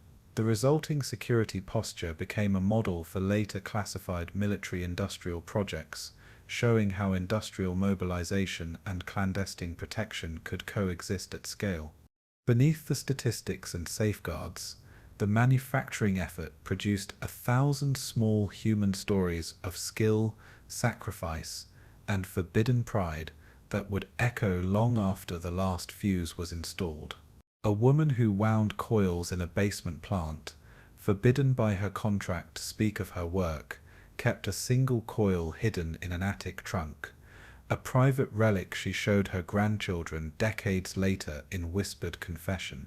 A machinist who calibrated jigs by hand taught apprentices who would carry those techniques into post-war electronics and aerospace industries, a legacy of craftsmanship born under pressure. Foremen who had once managed metal presses learnt to read oscilloscope traces, bridging artisanal knowledge with electronic literacy that transformed whole communities. The secrecy that had been necessary to safeguard the weapon also meant that many who built the Fuze returned to anonymity after the war, their contributions unheralded in public, but essential to victory. The industry mobilization created trained workforces, new supplier chains, and manufacturing paradigms that powered peacetime innovation in radio computing and aerospace.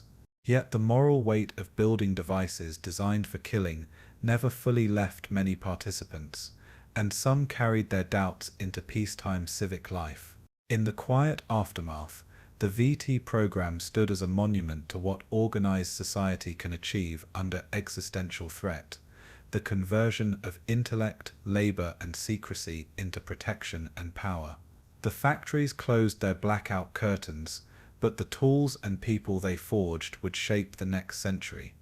By 1942, the Pacific Ocean had become a graveyard for Allied ships, stalked by Japanese dive bombers and torpedo planes that attacked with terrifying precision. Navy, still reeling from Pearl Harbor and the loss of early engagements, desperately sought a weapon that could level the playing field against waves of skilled aviators. Anti-aircraft gunners fought with courage, but their timed fuses often burst harmlessly in empty sky, leaving ships exposed to bombs plunging from the clouds. Commanders understood that conventional defenses were reaching their limits, and whispers of a new smart fuse reached fleet officers with a mixture of skepticism and hope. Scientists had promised a device that would explode shells when close to aircraft rather than on contact or guesswork timing, a claim that bordered on the unbelievable. Yet war had no patience for disbelief, and so the Navy agreed to test these secret devices under fire. The decision was as risky as it was necessary: expose an unproven invention in real combat and risk failure, or gamble that innovation could turn the tide. It was a moment where science, steel, and human desperation intersected on the open sea. The first naval tests of the proximity fuse began not in the laboratory, but on the decks of warships steaming through contested waters. Chosen vessels were equipped with modified 5-inch anti-aircraft guns, each loaded with shells carrying the mysterious new fuses. Gunnery crews were sworn to secrecy and given crash course training on handling procedures, though even they knew little of the technology hidden inside the shells. To them, the fuses looked like ordinary ammunition, distinguished only by special markings and unusual handling orders. Sailors were told to trust the rounds and fire as instructed, leaving the rest to unseen science. As Japanese bombers approached in their familiar, menacing dives, the guns opened up with the usual thunder of defensive fire. But this time, something was different. Instead of distant puffs, shells erupted startlingly close to enemy wings, detonating with a precision that startled even the gunners themselves. Aircraft that once had streaked through curtains of ineffective flak now shuddered, tore apart, and spiraled into the sea. The difference was immediate, visible, and undeniable. For scientists, the first combat trials were a nerve-shredding gamble, the culmination of years of sleepless nights and shattered prototypes. Reports filtered back to American laboratories, carried by coded messages and urgent communiques. They told of shells bursting within yards of fast-moving planes, of pilots thrown into disarray by flak that seemed suddenly clairvoyant. Engineers who had doubted their ruggedized tubes could survive real firing, wept with relief when they learned their devices had functioned flawlessly. For every scientist, machinist, and factory worker who had touched the project, those first kills were proof that their invisible labor had meaning. The early data stunned even the optimists. Hit probabilities increased fivefold, sometimes more, with fewer shells expended per engagement. Skeptics within the Navy, who had dismissed the fuse as science fiction, found themselves forced into belief by the wreckage of Japanese aircraft littering the sea. The proximity fuse had leapt from theory to triumph in its baptism of fire. What had once been a fragile dream in laboratories was now saving ships in battle. The Pacific Theater provided the harshest proving ground imaginable, with enemy aviators skilled, aggressive, and unafraid to press attacks through heavy fire.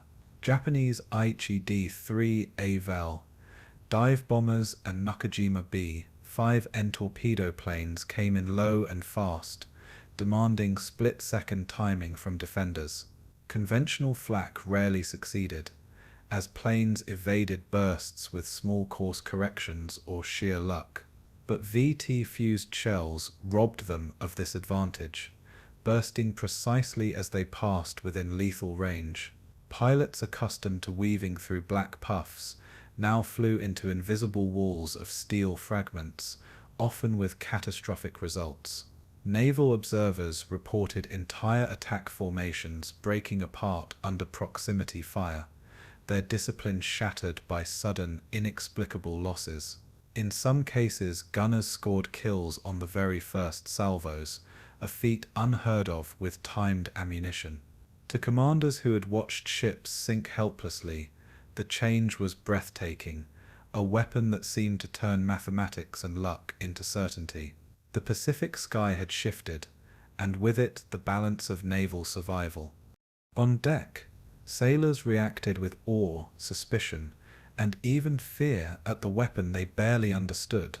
Some believed the shells were guided by invisible radio beams from the ship, while others whispered that the fuse could see its target.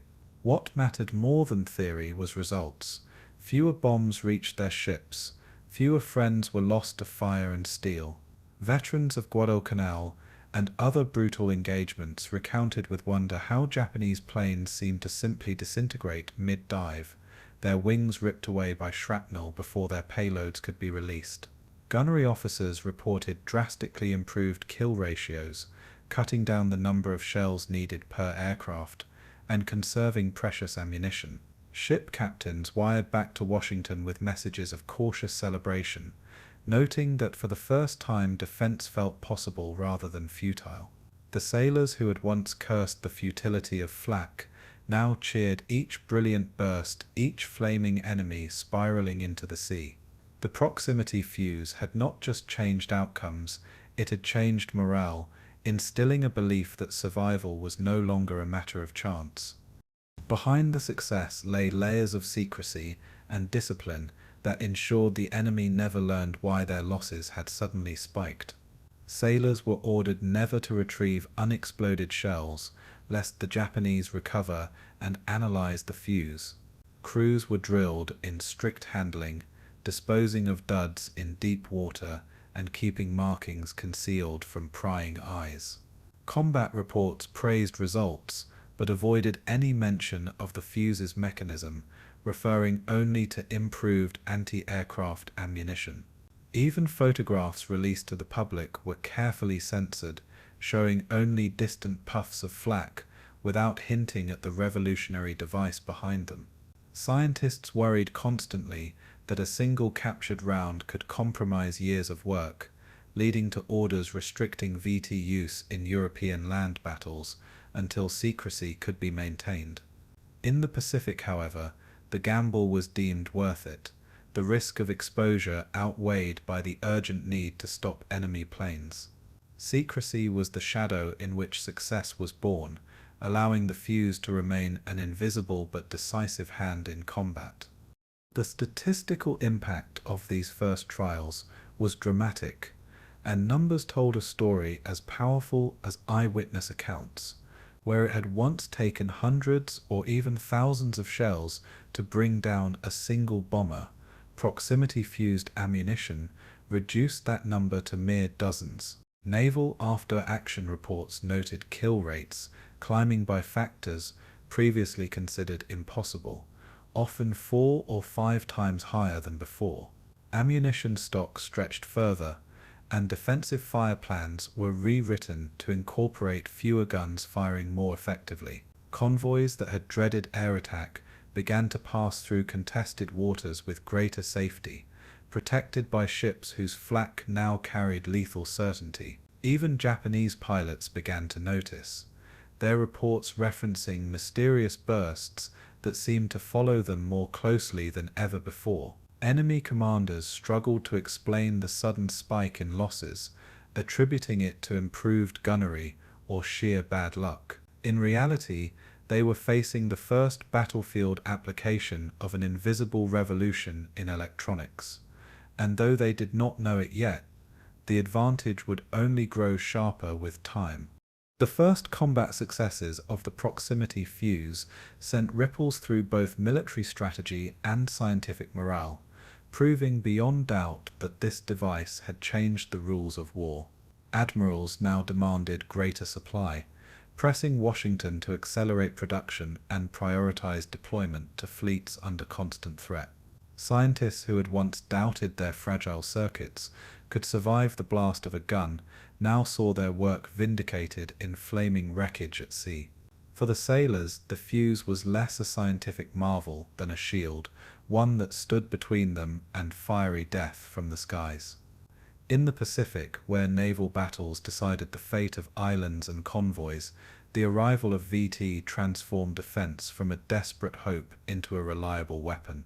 Its success shocked both the men who fired it and the men who built it, each realizing they had participated in something greater than themselves. And in those first glowing bursts above the ocean, the world glimpsed a new era of warfare, one where electronics, once confined to laboratories, became decisive actors on the battlefield. The proximity fuse had passed its trial by fire, and in doing so it had begun to reshape the destiny of a global war. By late 1944, as the tide of war turned against Japan, the Imperial Navy resorted to a desperate and terrifying tactic. The Kamikaze pilots were ordered to turn their aircraft into guided bombs, diving directly into Allied ships with a ferocity born of hopelessness.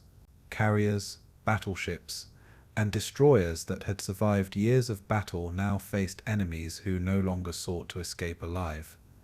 The traditional mathematics of air defense, deterrence, attrition, and survival suddenly collapsed in the face of men determined to die. Japanese aircraft, often carrying 500-pound bombs, approached in waves, flying low to evade radar and weaving through gunfire with suicidal precision. For sailors on deck, the sight of a kamikaze spiraling downward, sunlight glinting off its wings, became one of the most chilling experiences of the war. Against such determination, even the bravest gunners felt powerless, their flak clouds too imprecise, and their machine guns too weak. But into this nightmare came the proximity fuse, transforming anti-aircraft fire from a blunt instrument into a shield of almost supernatural lethality. With VT fuse shells, flak ceased to be guesswork, and became a curtain of steel that met kamikazes head-on. Instead of exploding too early or too late, shells now burst exactly as planes entered their lethal radius, shattering wings and rupturing fuel tanks before they could reach their targets. Gunners reported watching dive bombers dissolve in mid-air, shredded by invisible walls of fragments that detonated with uncanny timing. The precision robbed kamikaze pilots of their only weapon, certainty of impact, and forced them to fly through defenses that seemed to know exactly where they would be. Task force commanders quickly adapted their doctrine, massing ships in defensive rings where overlapping VT firepower created zones of near impenetrable defense. Carriers, once the prime target of kamikazes, now stood a fighting chance under the umbrella of proximity-fused guns. For the first time, Fleet defense did not rely solely on intercepting fighters, but on artillery that functioned like an invisible guardian. In battle after battle, the Fuze proved itself as the one weapon capable of matching the desperation of the Kamikaze threat. The seas off the Philippines, Iwo Jima, and Okinawa became proving grounds for this new defense, where thousands of Japanese aircraft hurled themselves against Allied fleets. Kamikaze formations often flew low over the water, climbing only at the last moment to dive toward the decks of carriers and battleships. In the past, such tactics had overwhelmed gun crews who fired blindly, shells detonating harmlessly in empty sky. But with VT, shells exploded precisely as planes rose into their final dives, bursting so close that pilots had no time to adjust. Observers recalled skies filled with fireballs and debris as kamikazes were caught in their final seconds of approach. The transformation was not absolute.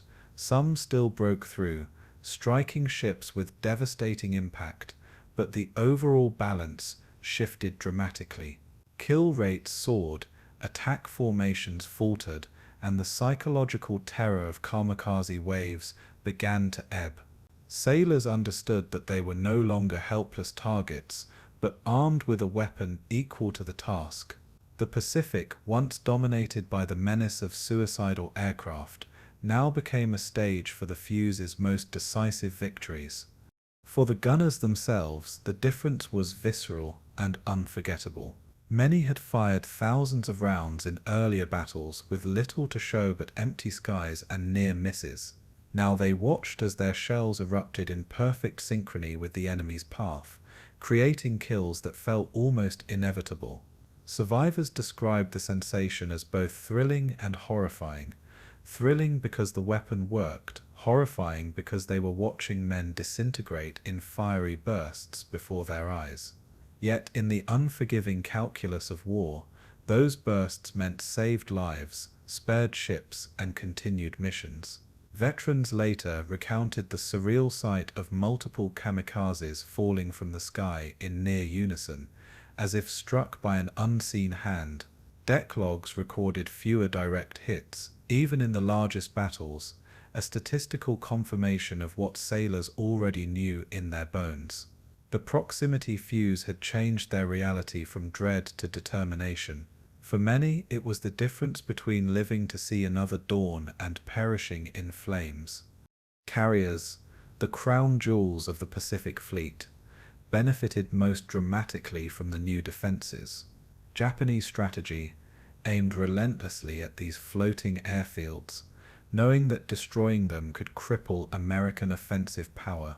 In battles like Leyte Gulf and Okinawa, kamikazes often swarmed toward carriers, their dives timed to overwhelm protective screens, but the overlapping VT fire from destroyers, cruisers, and the carrier's own batteries created a gauntlet few attackers survived. Sailors on escort vessels described watching kamikazes blow apart like clay pigeons long before reaching carrier decks. Flight operations, once halted for hours after each attack, resumed more quickly as confidence in the shield of flak grew.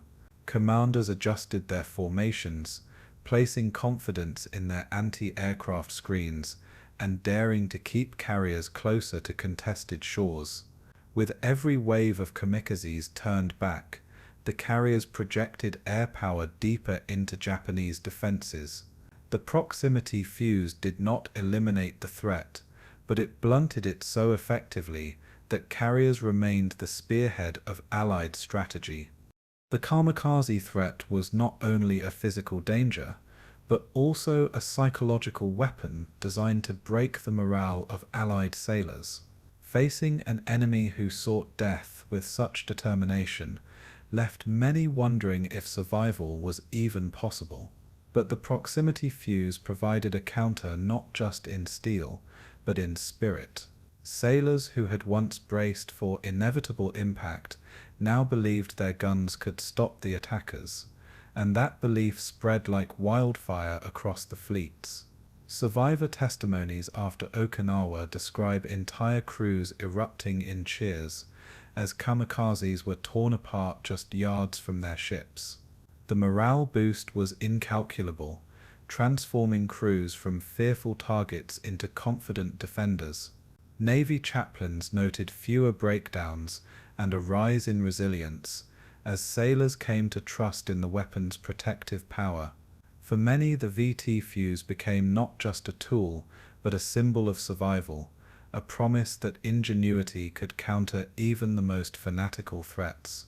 The psychological balance of the Pacific War had shifted, and with it, the resolve of the men who fought it. First-hand accounts bring the impact of the fuse into sharp human focus. A destroyer gunner at Okinawa recalled firing a salvo and watching a kamikaze vanish in a fireball so close he felt the heat wash across the deck. A sailor on the carrier Bunker Hill described kamikazes disintegrating like paper set alight, sparing the ship from certain destruction. Another testified that before VT, he had never once seen a shell explode close enough to strike an aircraft, but afterward, it was like swatting flies with lightning. These stories, repeated across dozens of ships, became living proof of the fuse's value. Officers who once wrote grim letters home after every battle began to record victories instead, noting engagements where dozens of enemy planes fell without a single ship lost. The fuse turned statistics into experiences, raw numbers into moments of survival that etched themselves into memory. For the men who endured the firestorms of kamikaze attacks, the fuse was more than science, it was salvation. By the end of the Pacific War, the proximity fuse had proven itself as the weapon that blunted Japan's final gamble, saving countless ships and lives in the process. Its role in defeating the kamikaze was not just tactical but strategic, preserving the integrity of the fleet at the moment when invasion loomed. Without it, attrition might have crippled Allied naval power, delaying or altering the course of the war's final campaigns. Instead, carriers and task forces pressed forward, protected by flak that seemed almost intelligent in its precision. The testimonies of survivors, the battle reports of admirals, and the wreckage of enemy planes all told the same story. The fuse had tipped the balance at sea. Born in secrecy, hardened in laboratories, and mass-produced under immense strain, it had arrived at the decisive moment in history. Against the most fanatical threat of the Pacific War, it proved itself a guardian forged of science and steel, and in doing so it cemented its place among the most important inventions of World War II. In the summer of 1944, as Allied armies stormed Normandy, another war opened over Britain's skies, a war of vengeance launched by Hitler's regime. The weapon was the V-1 flying bomb, a crude but terrifying jet-powered missile that Londoners quickly named the Buzz Bomb, or Doodlebug. Its pulse jet engine emitted a sinister growl, a stuttering roar that echoed across southern England, sending civilians diving for cover. The terror was not in its sound, but in its silence. When the engine cut out, the V-1 plunged to Earth with seconds of warning before detonation. Each carried a warhead of nearly a ton of explosives, enough to flatten a row of houses or kill dozens in an instant. Thousands were launched from sites in northern France, creating a relentless barrage that terrorized cities already weary from years of bombing. Conventional defenses, fighters, barrage balloons, and flak struggled to adapt to this new menace. But into this desperate fight came the proximity fuse, a weapon forged for sea battles, now called upon to defend homes and families. The V-1 presented unique challenges that tested every aspect of air defense doctrine. Unlike manned bombers, these missiles were small, fast, and flew at a steady altitude of around 2,000 to 3,000 feet. Their speed, close to 400 miles per hour, made interception by fighters difficult especially since the earliest jet and rocket aircraft were still in their infancy. Anti-aircraft gunners had some success with timed fuses, but the margin for error was razor thin, with most bursts exploding behind or below the target. Frustration grew as thousands of rounds were fired with meagre results, leaving Londoners exposed to nightly bombardment. Yet radar tracked the missiles consistently, and defensive belts were organized across the southern coast to catch them before they reached the capital.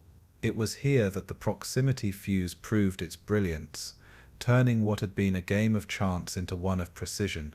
For the first time, flak had a weapon that could keep pace with the speed and altitude of the V1 Menace.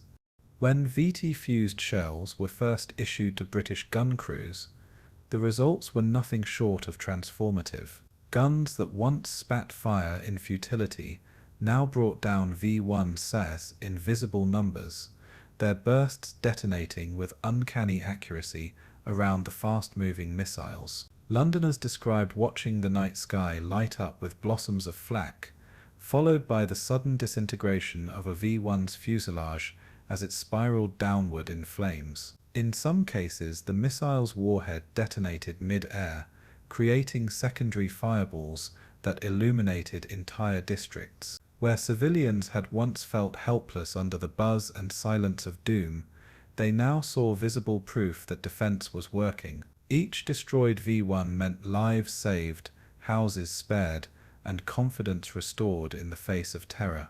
The proximity fuse became a silent savior, known only to insiders yet felt by millions who heard fewer explosions in their streets. For the first time since the Blitz, anti-aircraft guns became not a symbol of desperation, but of salvation.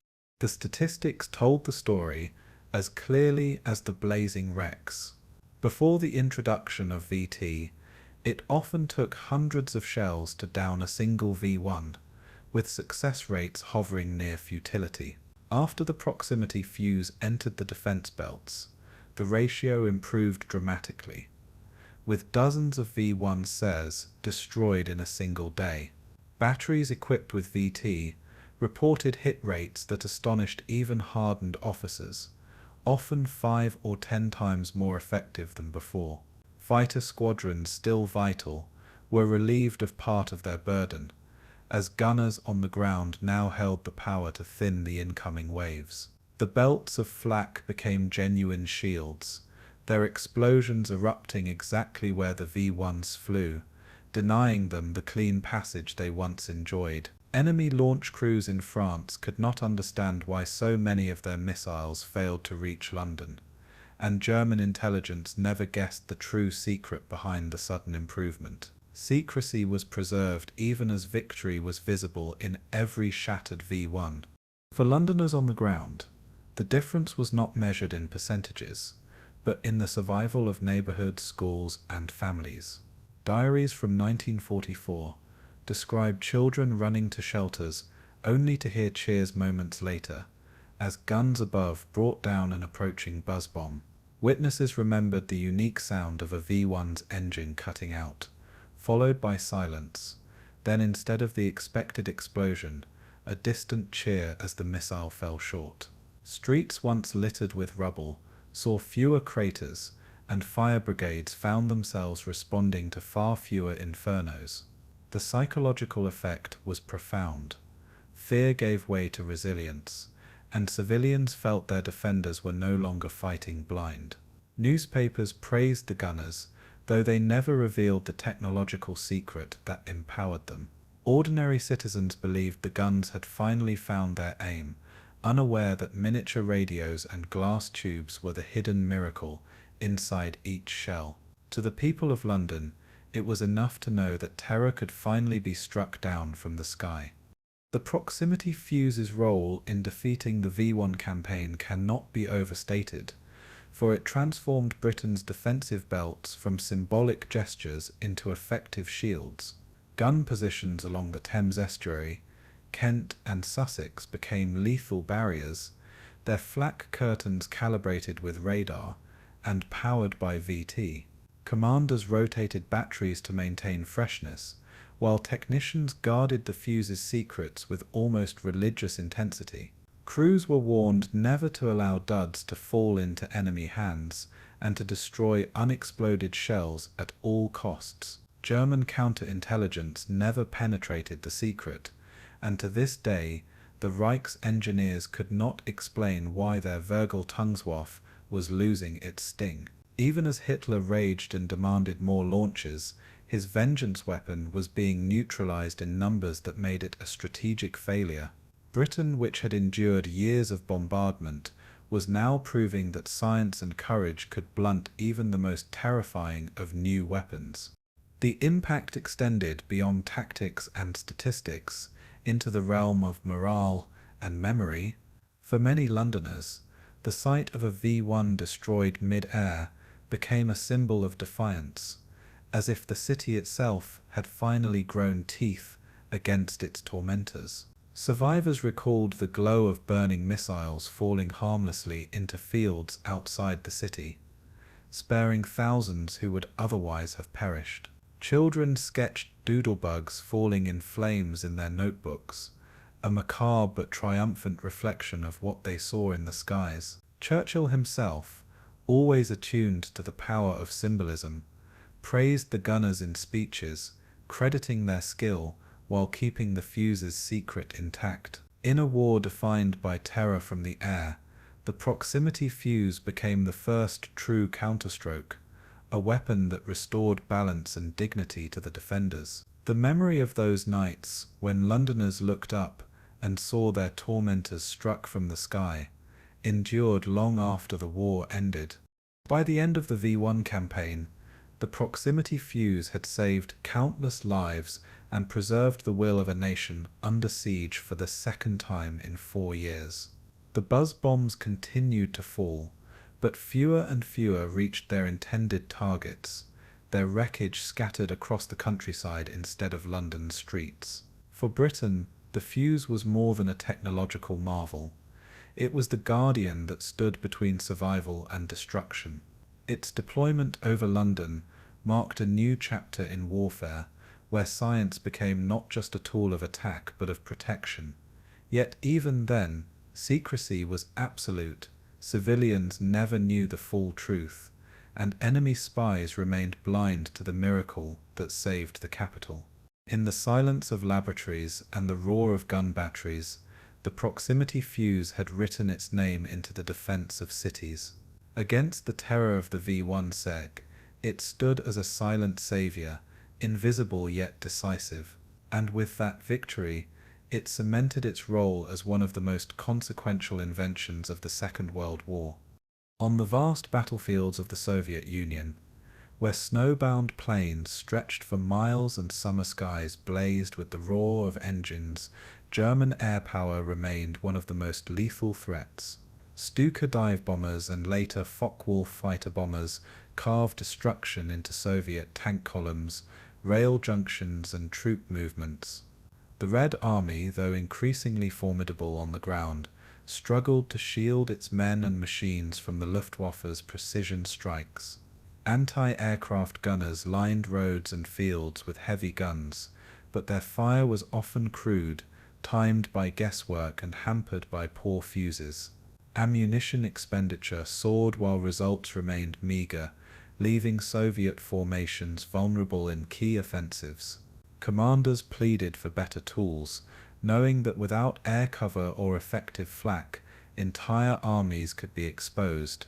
Into this landscape came whispers of a Western invention, a fuse so precise that it could bring down aircraft with bursts that seemed guided by unseen hands.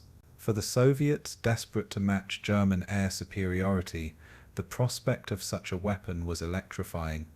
The sharing of proximity fuse technology with the Soviet Union was a matter of both alliance and secrecy, handled with caution by American and British officials. At first, London and Washington hesitated, fearing that sending the device east would risk its capture or reverse engineering by Soviet scientists for post-war advantage. Yet, as the Red Army bore the brunt of Germany's fury, political logic prevailed. Defeating Hitler required giving the Soviets every tool possible. Through the Lend-Lease program, carefully controlled shipments of VT-fused shells made their way across the Arctic convoys to Murmansk, guarded against U-boats and Luftwaffe bombers. Crates carried under strict classification arrived in Soviet ports, where NKVD officers and Red Army technicians received them under layers of secrecy. Manuals were translated into Russian, often stripped of technical detail, but sufficient to teach Soviet gunners how to use the rounds effectively. Allied advisors sometimes accompanied shipments, discreetly guiding training without revealing the inner workings of the fuse. It was one of the most sensitive transfers of technology in the entire war. When Soviet gunners first employed the proximity fuse in battle, the results astonished even hardened veterans. German dive bombers that had once screamed with impunity now found themselves shredded by flak bursts timed with uncanny precision.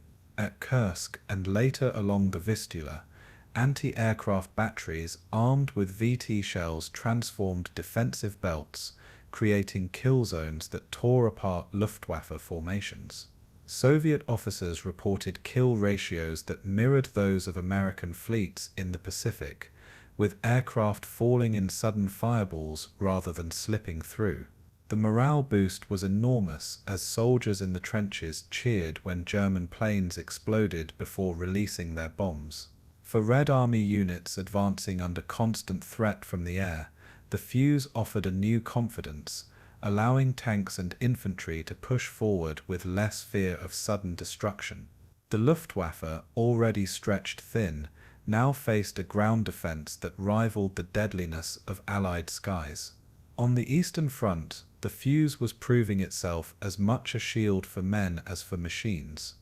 The terrain of the Eastern Front amplified the fuse's impact, as its wide open expanses left little cover for incoming aircraft.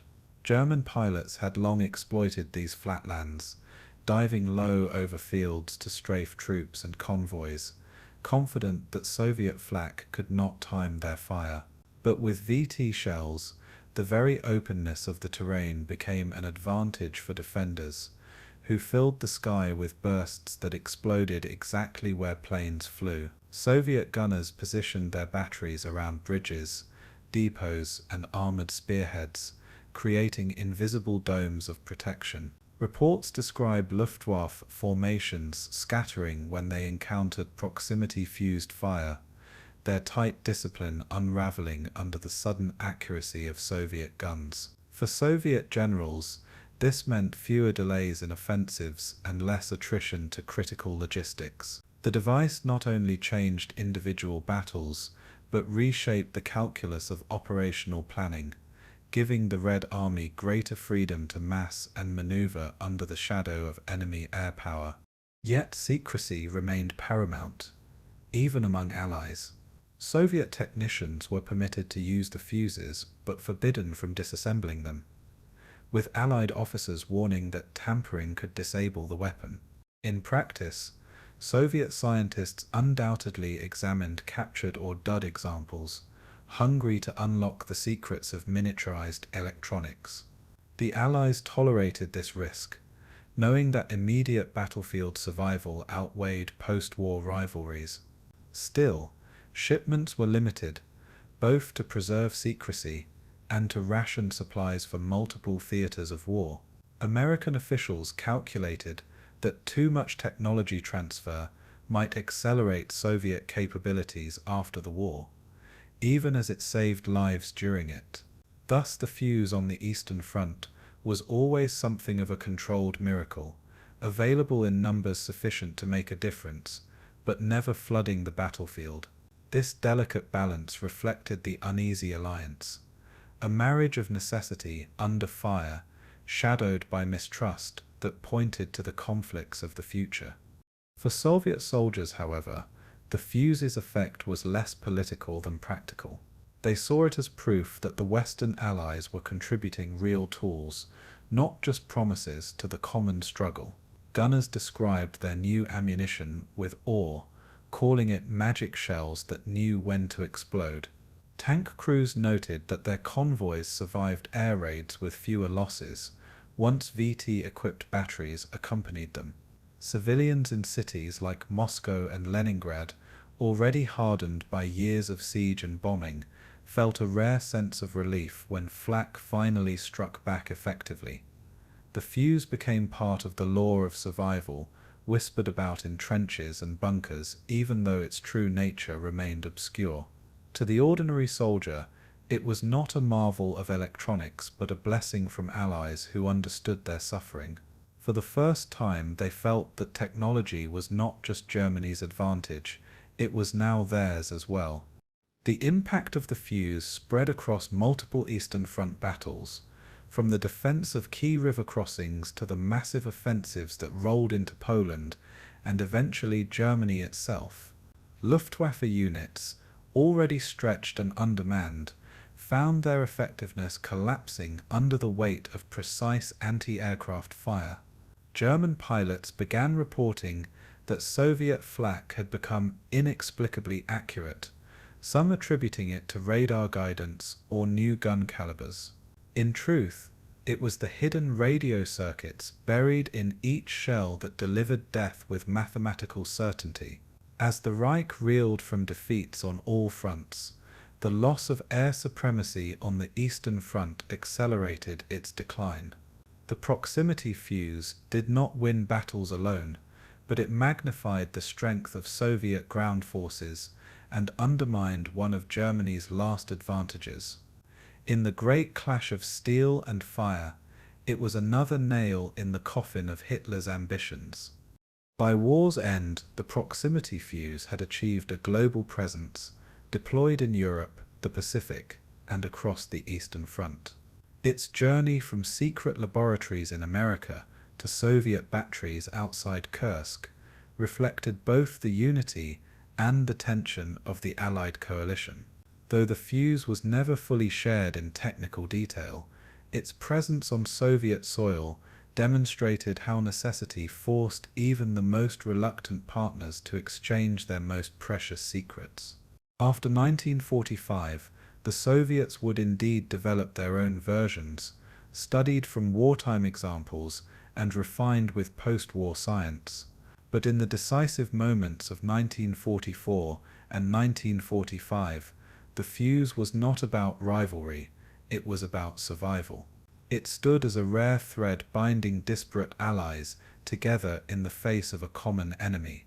On the frozen steppes and burning fields of the Eastern Front, the proximity fuse played its part in bringing Germany's war machine to ruin. And in doing so, it became not just a Western invention, but a global weapon of victory. Until late 1944, the proximity fuse had been guarded like a crown jewel, reserved almost exclusively for naval guns and air defense. Military planners feared that if a single intact fuse fell into German hands, their scientists could unravel its secrets and devise countermeasures. But the war in Europe reached a crisis point during the winter of 1944, when Hitler launched his last great gamble, the Ardennes offensive, known to history as the Battle of the Bulge. In the snow-choked forests of Belgium and Luxembourg, American divisions found themselves surrounded, battered, and on the defensive. German infantry poured forward in massed waves, supported by tanks and artillery, hoping to split Allied lines and reach Antwerp. It was in this desperate moment that the Allies made a fateful decision. They unleashed the proximity fuse on land, not as a test but as a weapon of survival. What followed was a revolution in artillery warfare, one that shattered German hopes and demonstrated the devastating power of electronic precision. Traditional artillery relied on contact or timed fuses, which meant shells either exploded on impact or in bursts calculated to approximate the enemy's position. Against entrenched infantry, these methods often failed to achieve maximum effect, as blasts buried themselves in the earth or exploded too high to cause casualties. The proximity fuse rewrote the equation entirely.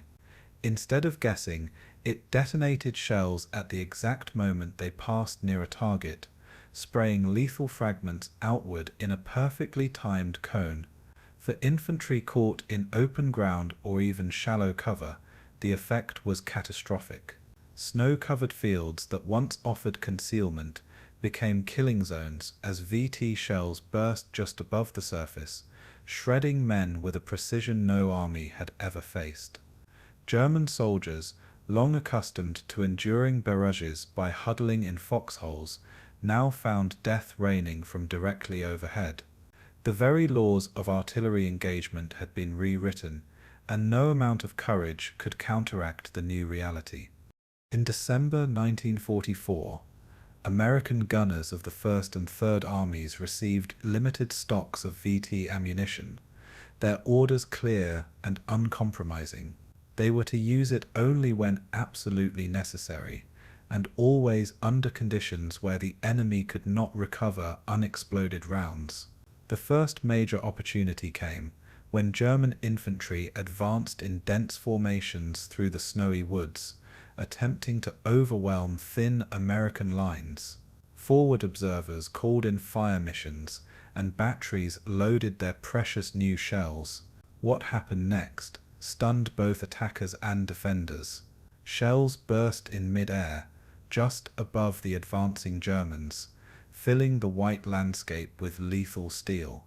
Survivors recalled the terrifying rain of fragments that tore through men as if the very air had turned hostile. German assaults that might have succeeded against conventional barrages were broken in minutes. For the Americans, it was as though the battlefield itself had gained a new ally, invisible but decisive. The psychological impact on German troops was immediate and devastating. Soldiers who had endured years of artillery fire without breaking suddenly faced a weapon they could not comprehend.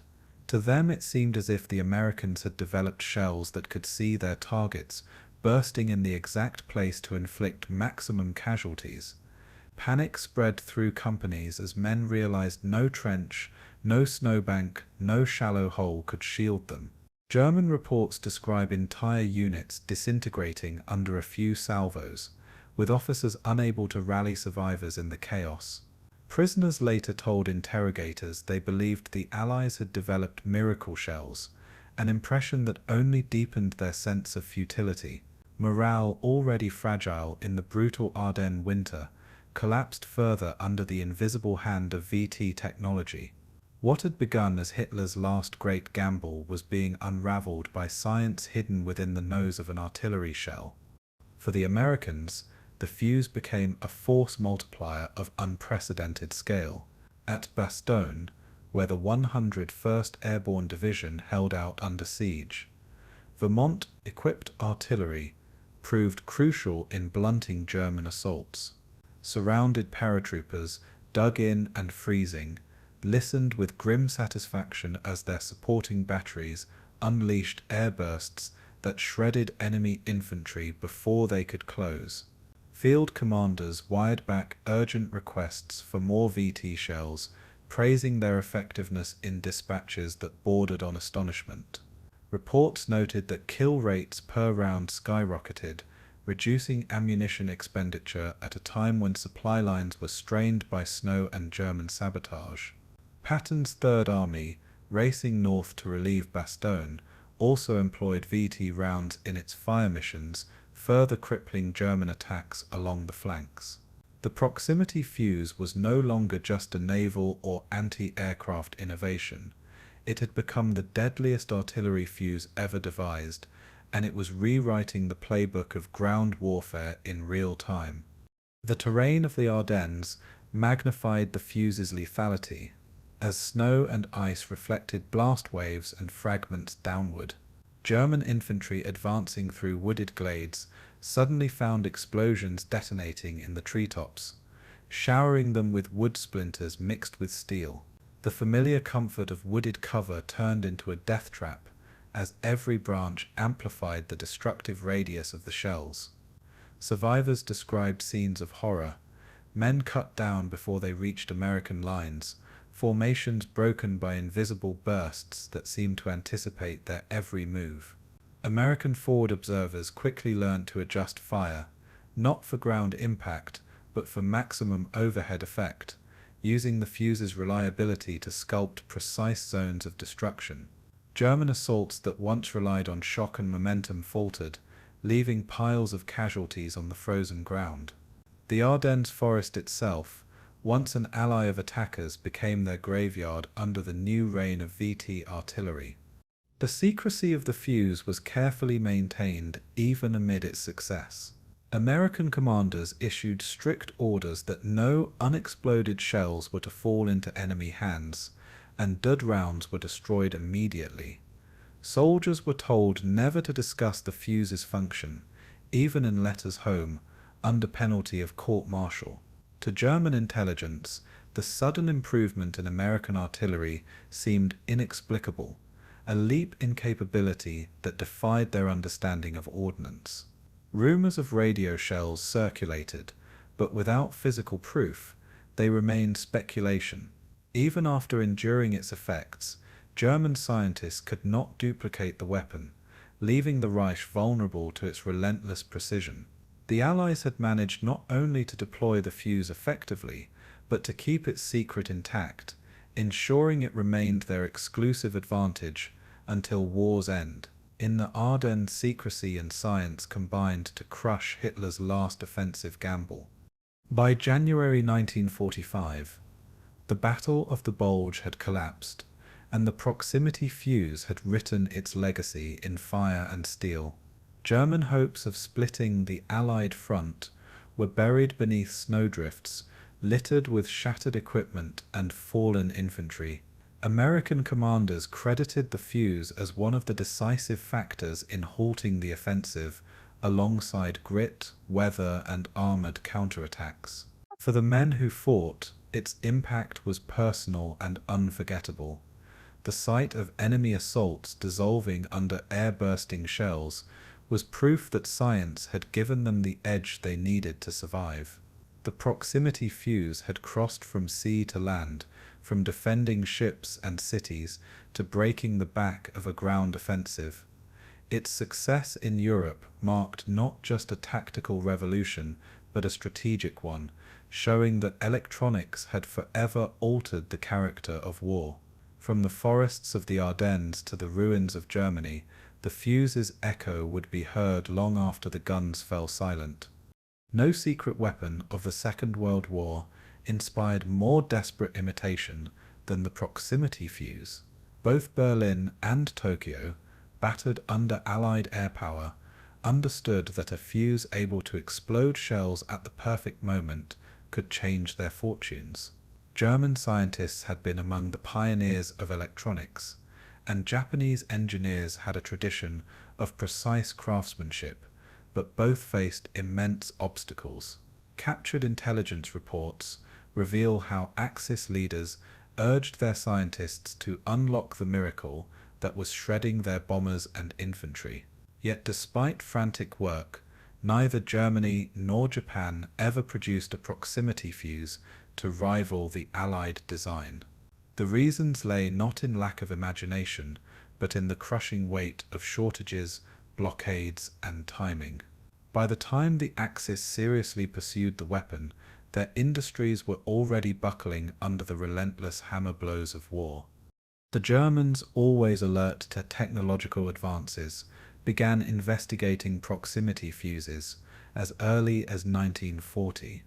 Their scientists experimented with photoelectric triggers that relied on the interruption of light beams to detonate shells near targets.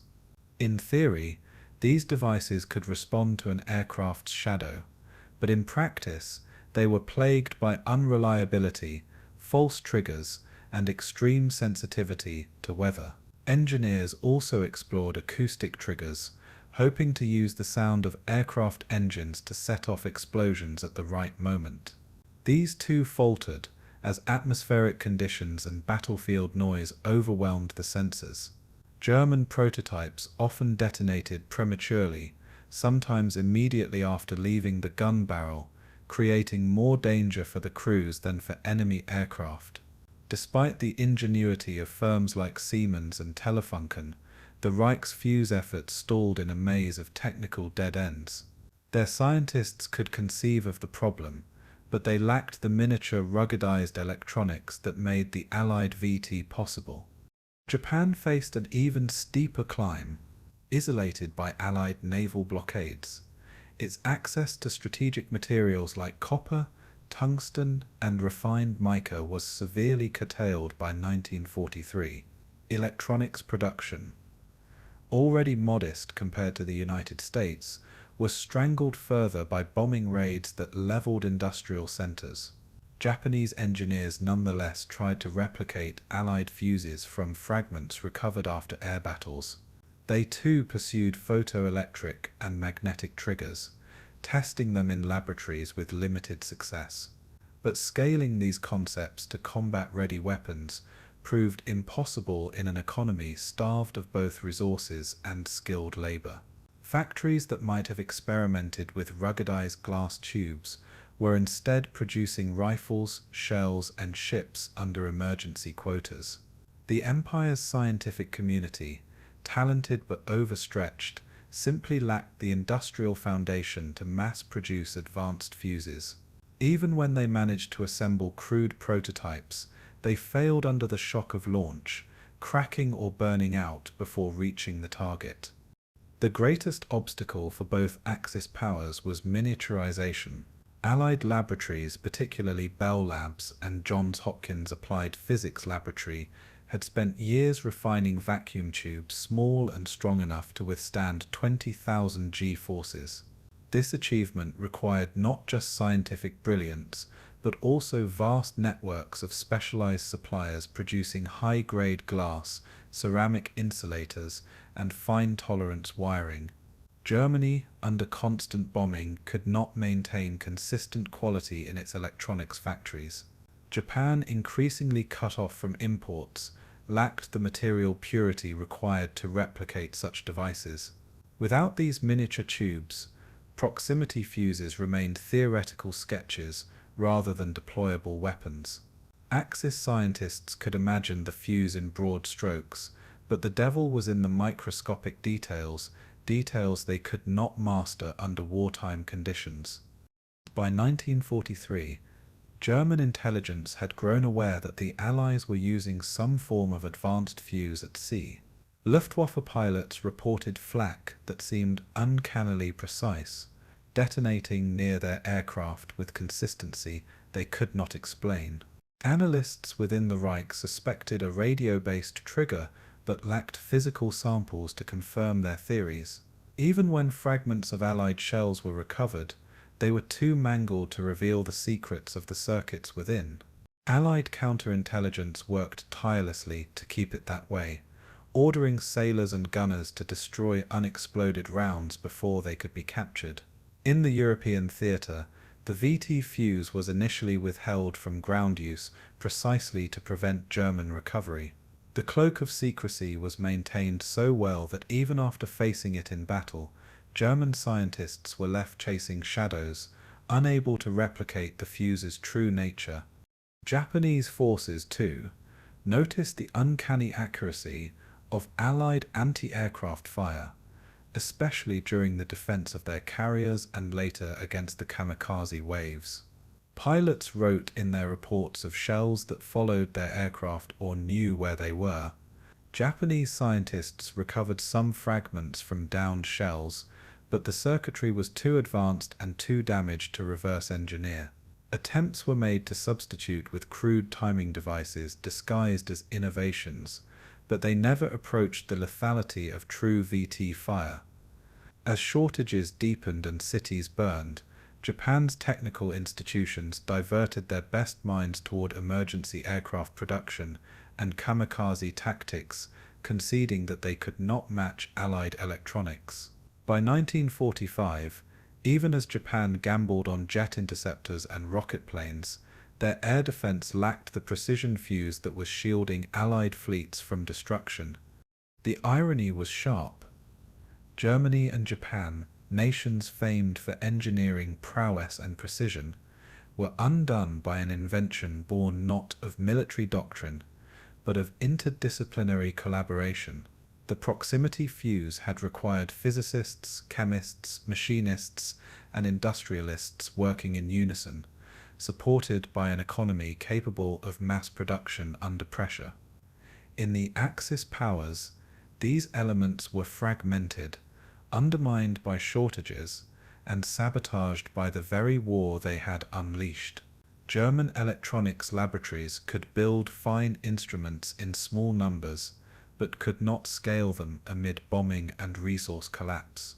Japanese engineers could innovate in theory, but lacked the raw materials and manufacturing depth to bring their visions to life.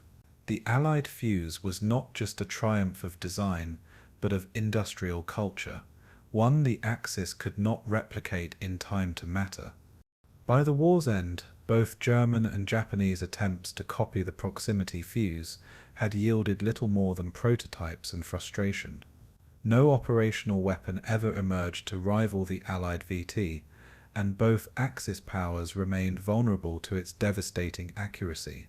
The difference shaped the battlefield. Allied fleets survived kamikaze assaults, cities were shielded from V1 bombs, and German offensives were shredded in the Ardennes. The Axis had gambled on speed, shock, and willpower, but against the invisible precision of the fuse, these qualities meant little. In hindsight, the failure to match this technology underscored the deeper weaknesses of the Axis war machines, resource-starved, divided, and ultimately outpaced by Allied science and industry. The proximity fuse remained not only a weapon but a symbol of why the Allies prevailed. Where the Axis sought to copy, the Allies had already mastered, and the war's outcome reflected that truth. When the war ended in 1945, analysts and commanders alike began to tally not only the cost of victory, but the contributions of the weapons that had made it possible. Among them, the proximity fuse stood out as one of the most decisive force multipliers of the conflict, a weapon whose quiet presence on ships, in cities, and on battlefields shifted the balance of power. Unlike the atomic bomb, which exploded with sudden, spectacular violence, the VT fuse worked invisibly, silently shaping the course of battles through thousands of small victories. Its genius lay in turning artillery, the blunt hammer of warfare, into a scalpel of precision. Whether defending fleets from kamikazes, shielding London from V1 SIS, or breaking German assaults in the Ardennes, it multiplied the lethality of existing weapons fivefold or more. In a war where minutes mattered and resources were stretched thin, that increase in efficiency rippled outward into strategy. It was not simply another tool, it was a weapon that redefined how armies fought and survived. The raw numbers tell a story that historians continue to marvel at. Where previously anti-aircraft gunners required hundreds, sometimes thousands, of shells to bring down a single bomber, the proximity fuse reduced that ratio to mere dozens. In the Pacific, fleets defended by VT-equipped flak guns survived kamikaze waves that might otherwise have crippled entire carrier groups. Over Britain, the defense belts armed with VT ammunition destroyed hundreds of V1 flying bombs before they could reach London. On the European continent, American artillery armed with proximity fuses at the Battle of the Bulge cut down German infantry assaults with devastating speed, preventing breakthroughs that could have prolonged the war. In every theatre, the pattern repeated: fewer shells fired, more targets destroyed, lives spared. For generals calculating logistics, this meant ammunition lasted longer and supply lines endured less strain. For commanders in the field, it meant victories in moments that might otherwise have ended in catastrophe. The protection of fleets was perhaps the most visible and immediate impact of the fuse. In the Pacific, where naval battles often decided the fate of entire campaigns, the VT transformed anti-aircraft defense from desperation into confidence. Carriers, once vulnerable to even a handful of determined attackers, now sailed under a dome of near-automatic destruction. Destroyers and cruisers, forming the outer ring of task forces, became lethal shields, their flak bursts precisely timed by the unseen magic of electronics. Historians estimate that without the fuse, losses to kamikaze attacks during Okinawa alone might have doubled or even tripled. Such losses could have delayed the invasion of Japan, forced a rethinking of naval strategy, or weakened Allied bargaining power at the war's end. Instead, the fleets endured, projecting power to the very doorstep of the Japanese home islands. The proximity fuse did not win naval battles alone, but it ensured the ships that carried victory survived long enough to fight them. On land, the fuse's impact was just as profound, though less immediately understood by the public. The Battle of the Bulge was Hitler's last gamble, a counter-offensive that, if successful, might have split the Allied front and prolonged the war in Europe by months. The introduction of VT shells into American artillery fire plans transformed the battlefield, halting German infantry assaults with unprecedented efficiency. Air bursts shredded advancing troops, nullifying the advantages of terrain, weather, and surprise. Veteran Wehrmacht units, accustomed to surviving bombardments by digging deep, suddenly found their defenses useless against overhead explosions. The collapse of German momentum in the Ardennes owed much to this invisible weapon, whose very existence remained a secret from most who benefited from it. Without VT artillery, the battle might have dragged into spring, forcing a delay in the Allied push across the Rhine. With it, the German offensive was blunted in weeks, and the road to victory reopened. In the defense of cities, the fuse played a quieter but equally vital role. London, weary from years of bombing, faced the new terror of V1 flying bombs in 1944. Traditional defenses had struggled, with too many missiles slipping through and detonating in crowded neighborhoods. When VT shells entered the defense belts, the change was immediate. V1 CIS began falling in flames before they could reach their targets, and Londoners, though unaware of the technical details, felt the shift. Diaries of civilians note the strange new confidence that grew as more buzz bombs were stopped overhead. Each intercepted missile spared lives, preserved infrastructure, and maintained morale in a city that had endured so much. By the end of the campaign, the V1 had been reduced from a terror weapon to a costly failure, its sting blunted by technology the Germans could never match. The silent savior of London had been the fuse hidden in each round of flak. Historians have long debated how much the proximity fuse shortened the war, but most agree its contribution was immense.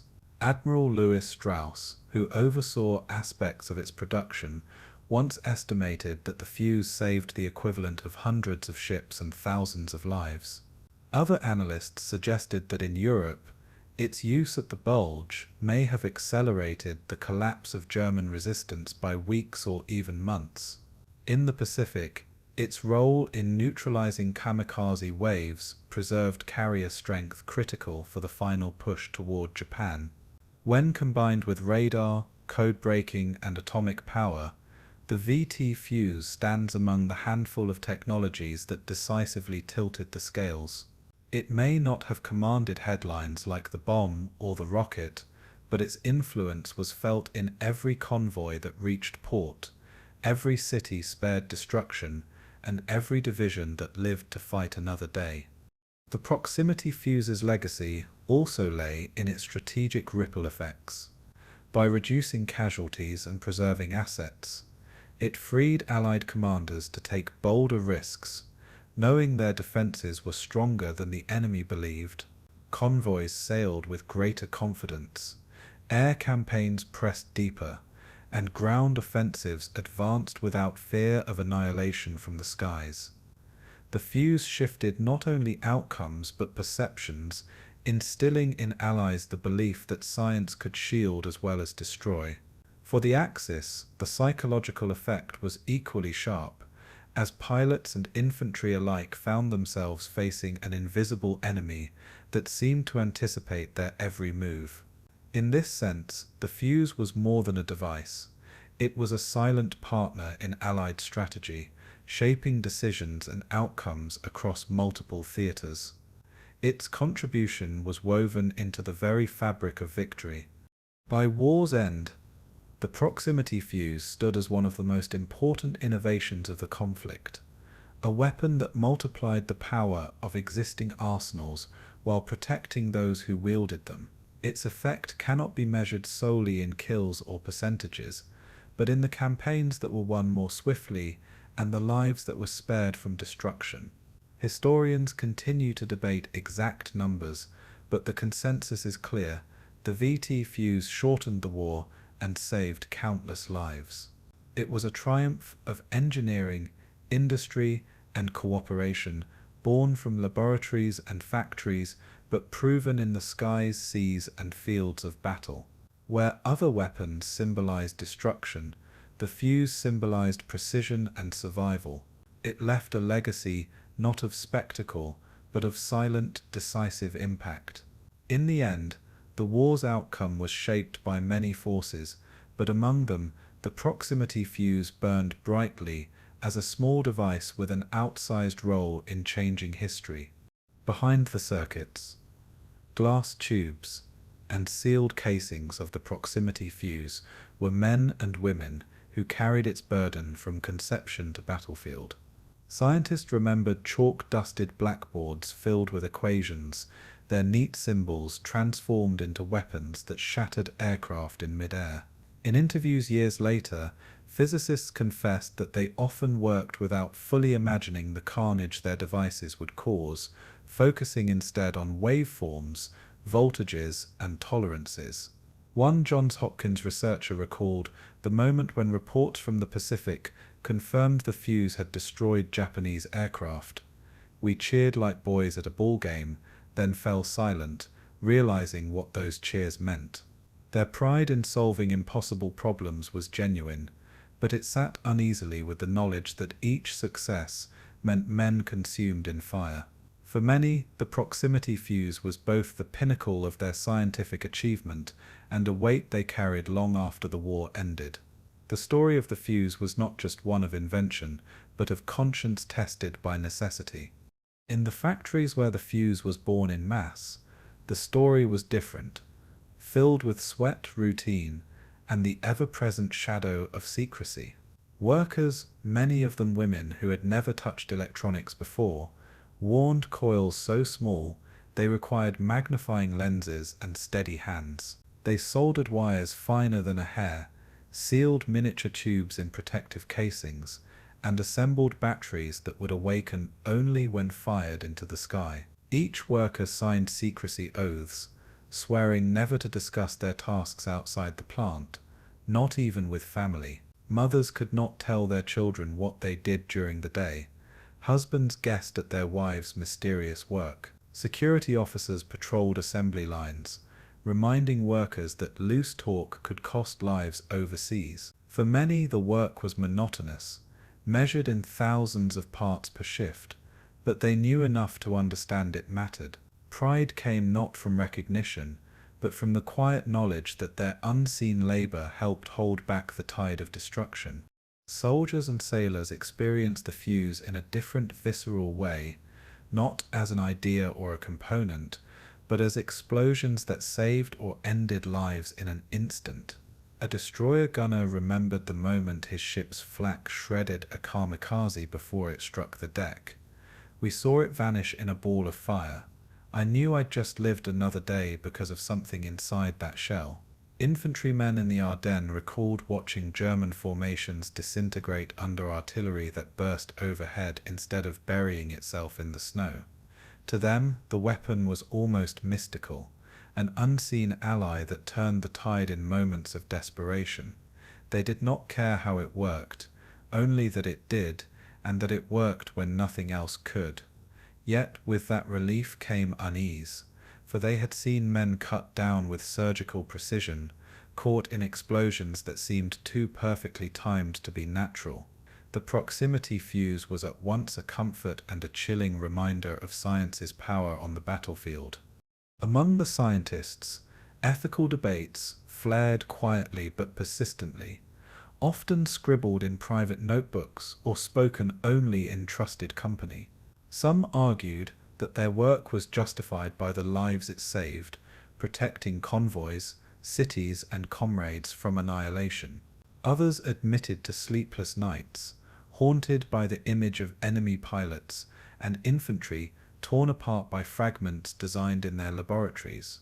One engineer wrote decades later that he could still see the equations he had drawn on a blackboard as shadows of bodies on a battlefield. These men were not naive. They understood the necessity of war and the stakes of survival. Yet necessity did not erase the weight of responsibility, and many carried a dual legacy of pride and guilt. In their memories, the fuse was not just a technical triumph, but a moral crossroads that forced them to confront the consequences of their genius. Factory workers, too, bore their own emotional burdens, though expressed differently than the scientists. They remembered the relentless pressure to produce without flaw, knowing that a single faulty solder joint might mean a dead gun crew thousands of miles away. For many women, it was the first time their hands shaped instruments of war rather than tools of domestic life. They described the pride of mastering delicate tasks, but also the gnawing anxiety of never knowing exactly what their parts would do once assembled. Some saved small scraps of wire or discarded coils as mementos, secret keepsakes of work they could not talk about. When newsreels later showed enemy planes exploding under flak, they sometimes whispered to themselves, "I built that." The silence demanded by secrecy left them anonymous during the war, but their memories preserved the quiet heroism of those who turned science into reality. For sailors and soldiers, the proximity fuse sometimes inspired awe, but also fear of what it represented for the future. If electronics could make shells so precise, what horrors might follow in the next war? Veterans who witnessed kamikazes disintegrate in the skies above Okinawa marveled at their survival, but some admitted a shiver at the thought that such technology might one day be used against them. Infantrymen in Europe, watching German attacks melt away under VT fire, felt invincible for a moment, but wondered at the cold impersonality of a weapon that seemed to know exactly where men stood. War had always been cruel, but the fuse stripped away the element of chance, replacing it with precision that bordered on mechanical inevitability. Survivors credited it with their lives, but could not entirely shake the unease that came with such power. It was a weapon to be grateful for, and to fear. After the war, the human stories of the fuse remained mostly hidden, buried beneath layers of secrecy, and overshadowed by more dramatic weapons like the atomic bomb.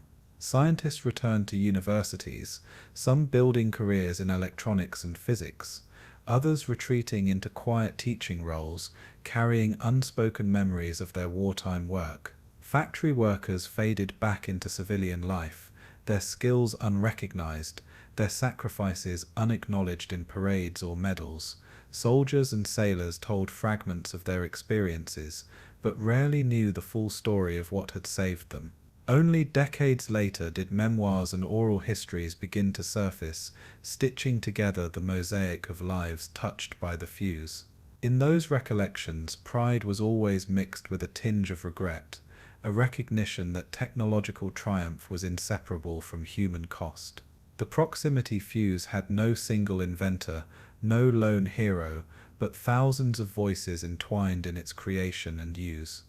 The human side of the fuse reminds us that history is not only written in weapons and victories, but in the lives shaped by their making. Scientists who dreamed in equations, workers who soldered in silence, sailors who cheered at fireballs, and soldiers who survived because of invisible circuits, all bore witness to its impact. They were not abstractions of strategy, but flesh and blood, each touched by the strange alchemy of science and war. For some, the fuse was their proudest achievement. For others, it was a shadow that lingered long after peace returned. Together, their stories give the proximity fuse a depth beyond its technical brilliance, revealing the human cost and the human triumph at its core.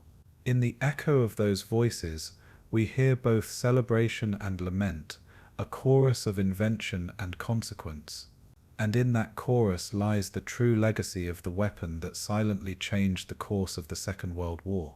When the guns fell silent in 1945, the proximity fuse did not fade into obscurity, but instead began a second life in a new age of uncertainty. The Cold War dawned with the thunder of jet engines and the spectre of nuclear-armed bombers, and every nation sought defenses that could meet threats moving faster and higher than ever before. The lessons of World War II were fresh. A small device hidden inside a shell had altered battles across oceans and continents. Military planners were determined to preserve that edge and extend it into the atomic age. Stockpiles of VT fuses, once rushed from factories to battlefields, were now studied for peacetime applications in air defense. Engineers who had once worked in secrecy found themselves drawn into vast Cold War projects, building upon the foundation of the fuse to create a new generation of guided weapons. The war had ended, but the principle of proximity, the idea that electronics could judge distance and detonate at precisely the right moment, was just beginning its journey. In the late 1940s, the fuse became central to the first wave of Cold War air defense systems. Anti-aircraft batteries, guarding American cities and bases, were stocked with VT-equipped shells, now considered standard rather than secret. Soviet bombers armed with nuclear payloads were the imagined enemy, their approach to North America to be met by flat curtains, detonating with electronic precision. Radar, refined from wartime experiments, provided tracking data that guided the guns, while the fuse ensured shells exploded close enough to shred targets moving at hundreds of miles per hour. Exercises demonstrated that a handful of batteries could create lethal zones over critical installations, deterring raids before the jet age truly began. Military manuals from the period praised the fuse as a first line of defense in the atomic era, underscoring its continued importance in a world where one bomber slipping through could mean annihilation. The same device that had saved fleets and cities in the 1940s was now poised to protect continents. Yet the fuse itself was already evolving, its wartime vacuum tubes soon giving way to the first solid-state components of the electronics revolution. Laboratories that had once struggled to miniaturize glass bulbs now embraced transistors, which offered ruggedness, efficiency, and near-limitless potential for downsizing. This transition mirrored the broader shift in military technology from analog improvisation to digital precision. Engineers redesigned fuses with smaller, more reliable circuits, capable of operating in harsher conditions and at higher altitudes. By the early 1950s, improved proximity fuses could function in shells designed to intercept jet aircraft and even early guided missiles. These advancements carried forward the essential wartime lesson. Electronics were no longer support tools, they were weapons themselves, integrated into the very core of armament design. The proximity fuse had seeded a revolution in military electronics that would flourish in the decades ahead. As Cold War tensions deepened, the proximity fuse principle was incorporated into the era's most ambitious projects. Radar-guided surface-to-air missiles, systems like the American Nike Ajax and the Soviet S-25 relied on proximity-based triggers to detonate warheads near supersonic targets. In these missiles, the principle was the same as in a 5-inch naval shell: detect the approach of a target, calculate relative distance, and explode with maximum effect. Only now, the electronics rode inside guided weapons, launched miles into the sky, reaching altitudes that no wartime gun could touch. Proximity triggers were also adapted for nuclear warheads, ensuring that explosions occurred at the optimal height for maximum destructive radius. This chilling adaptation underscored how a wartime invention designed to protect ships and soldiers had become part of strategies threatening entire cities. The proximity fuse was no longer simply defensive, it was woven into the architecture of deterrence that defined the Cold War. The Soviet Union, having glimpsed the power of the fuse during Lend-Lease, quickly sought to develop its own post-war versions. Soviet engineers reverse-engineered captured examples and incorporated them into their rapidly growing air defense network. By the 1950s, Moscow bristled with anti-aircraft batteries armed with VT-equipped shells, while production lines churned out proximity devices for artillery across the Warsaw Pact. Chinese and Eastern Bloc scientists, trained in Soviet academies, inherited this technology, spreading the fuse's influence from Eastern Europe to Asia. What had once been the Allies' most closely guarded secret became, within a decade, a standard feature of Cold War arsenals worldwide. Yet even as it proliferated, its origin remained a reminder of Western scientific cooperation in the darkest days of World War II. The proximity fuse had crossed from secret miracle to global standard, its invisible hand now part of the balance of power between superpowers. Meanwhile, peacetime industries began reaping the unexpected benefits of proximity technology. The miniaturization of circuits, perfected under the pressure of war, laid groundwork for consumer electronics, early computing, and telecommunications. Techniques used to produce millions of identical fuses found new life in transistor radios, televisions, and medical instruments. The very factories that once turned out components for war shells now built parts for peacetime devices that reshaped daily life. Engineers who had designed shock-resistant tubes carried their knowledge into aerospace, designing instruments for satellites and space capsules.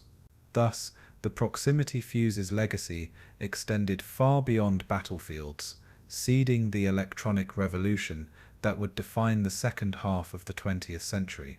In this way, a weapon created to kill became a catalyst for progress, blurring the line between destruction and innovation. Its influence, like its explosions, radiated far beyond its immediate target. For veterans who had seen the fuse in action, its post-war spread carried mixed emotions. Sailors who had watched kamikazes fall in flames marveled that the same principle now protected entire nations from nuclear bombers. Infantrymen who had survived the Ardennes shuddered to learn that proximity triggers now armed nuclear warheads, multiplying destruction rather than containing it. Scientists who had once wrestled with fragile glass tubes now found themselves consultants for missile defense systems, torn between pride in their achievement and unease at its new scale. The proximity fuse had begun as a shield, saving ships and soldiers, but it had evolved into a sword whose reach spanned continents. The duality haunted those who remembered its birth, a reminder that science in war could never be confined to a single purpose. Pride and horror remained its twin legacies, carried forward into the jet and atomic age. By the close of the 20th century, the proximity principle had become embedded in nearly every modern weapon system, from smart artillery shells to advanced air-to-air missiles, from naval CIWS defenses to space-based interceptors. The idea remained the same: measure distance electronically, act at precisely the right instant, and turn timing into power. The crude glass tubes of 1942 had given way to microchips and solid-state sensors, but the conceptual leap endured unchanged.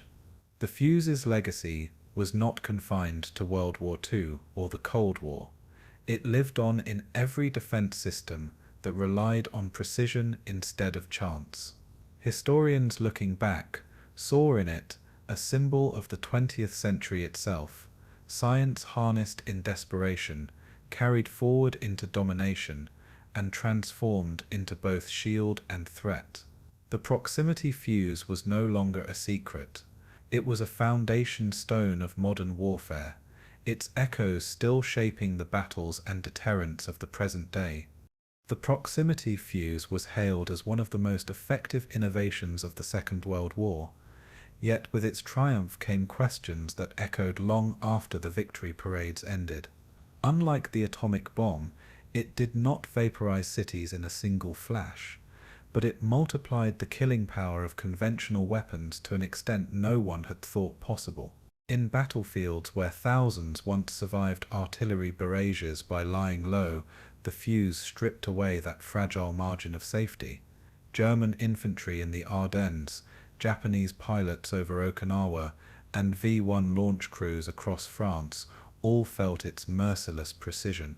Historians have debated whether the fuse's efficiency should be seen as a humanitarian advance, shortening battles and saving Allied lives, or as a darker milestone in the mechanization of death.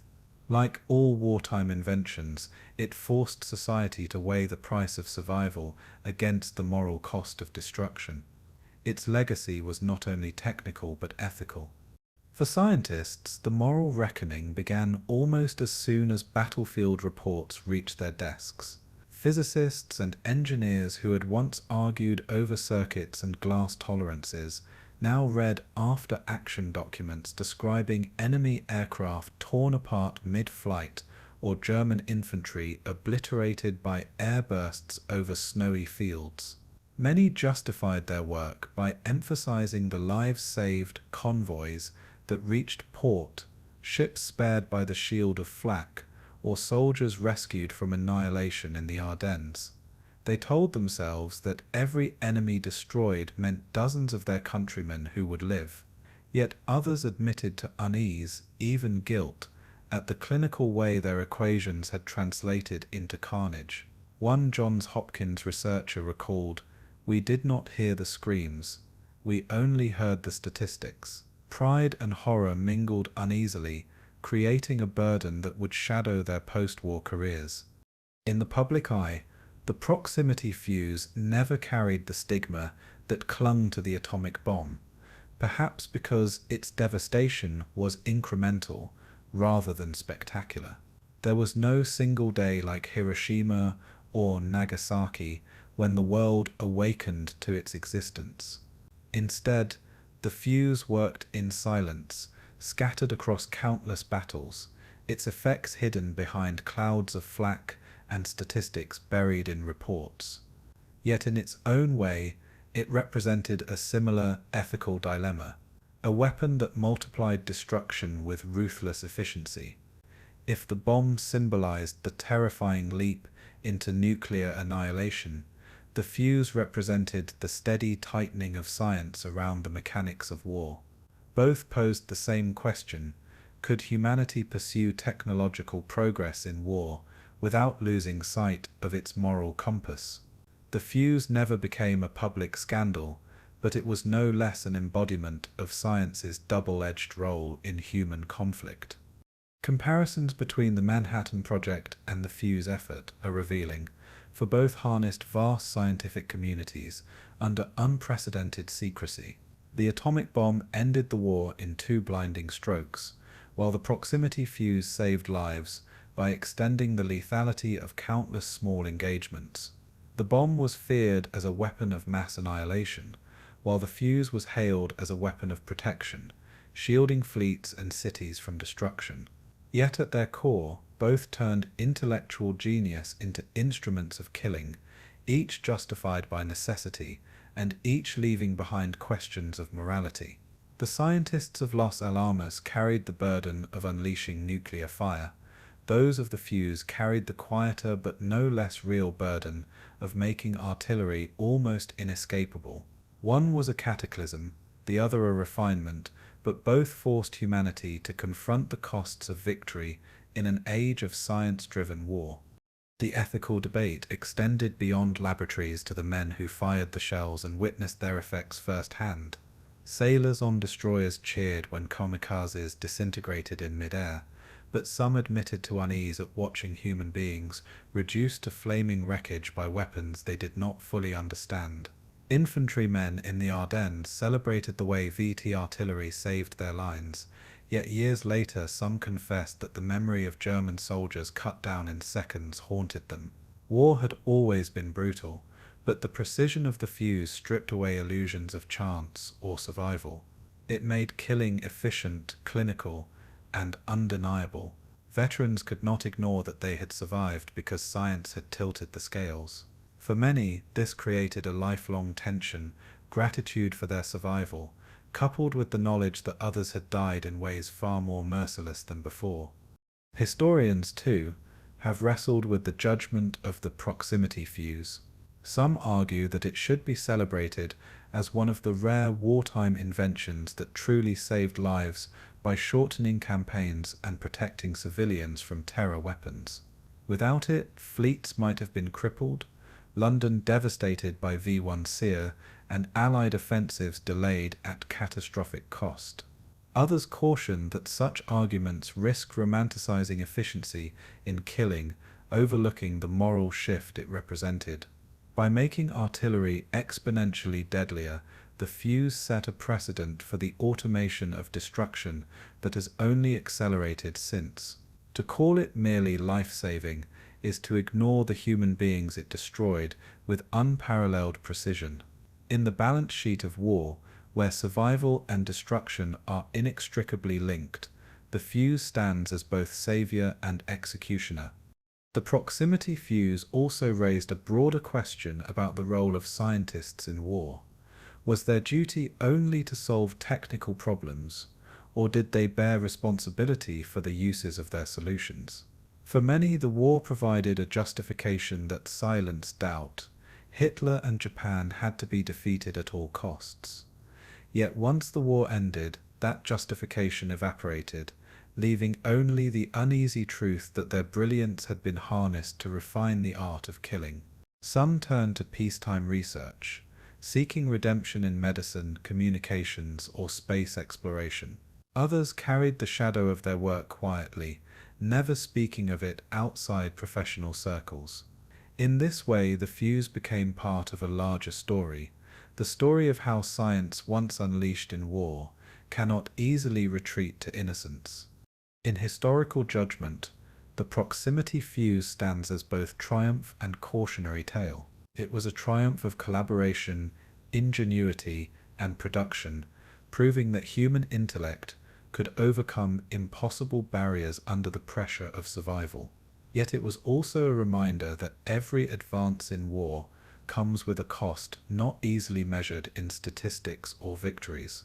The Fuze saved lives, yes, but it also perfected destruction, showing that science could no longer be separated from the morality of its consequences.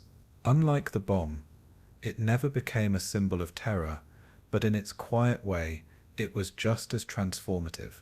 The dual edge of progress, protection and annihilation, salvation and horror, was written into every circuit it carried. In the end, the Fuze asks us not only how it changed the war, but how it changed us, and whether humanity can ever invent in war without also inventing new burdens for the soul.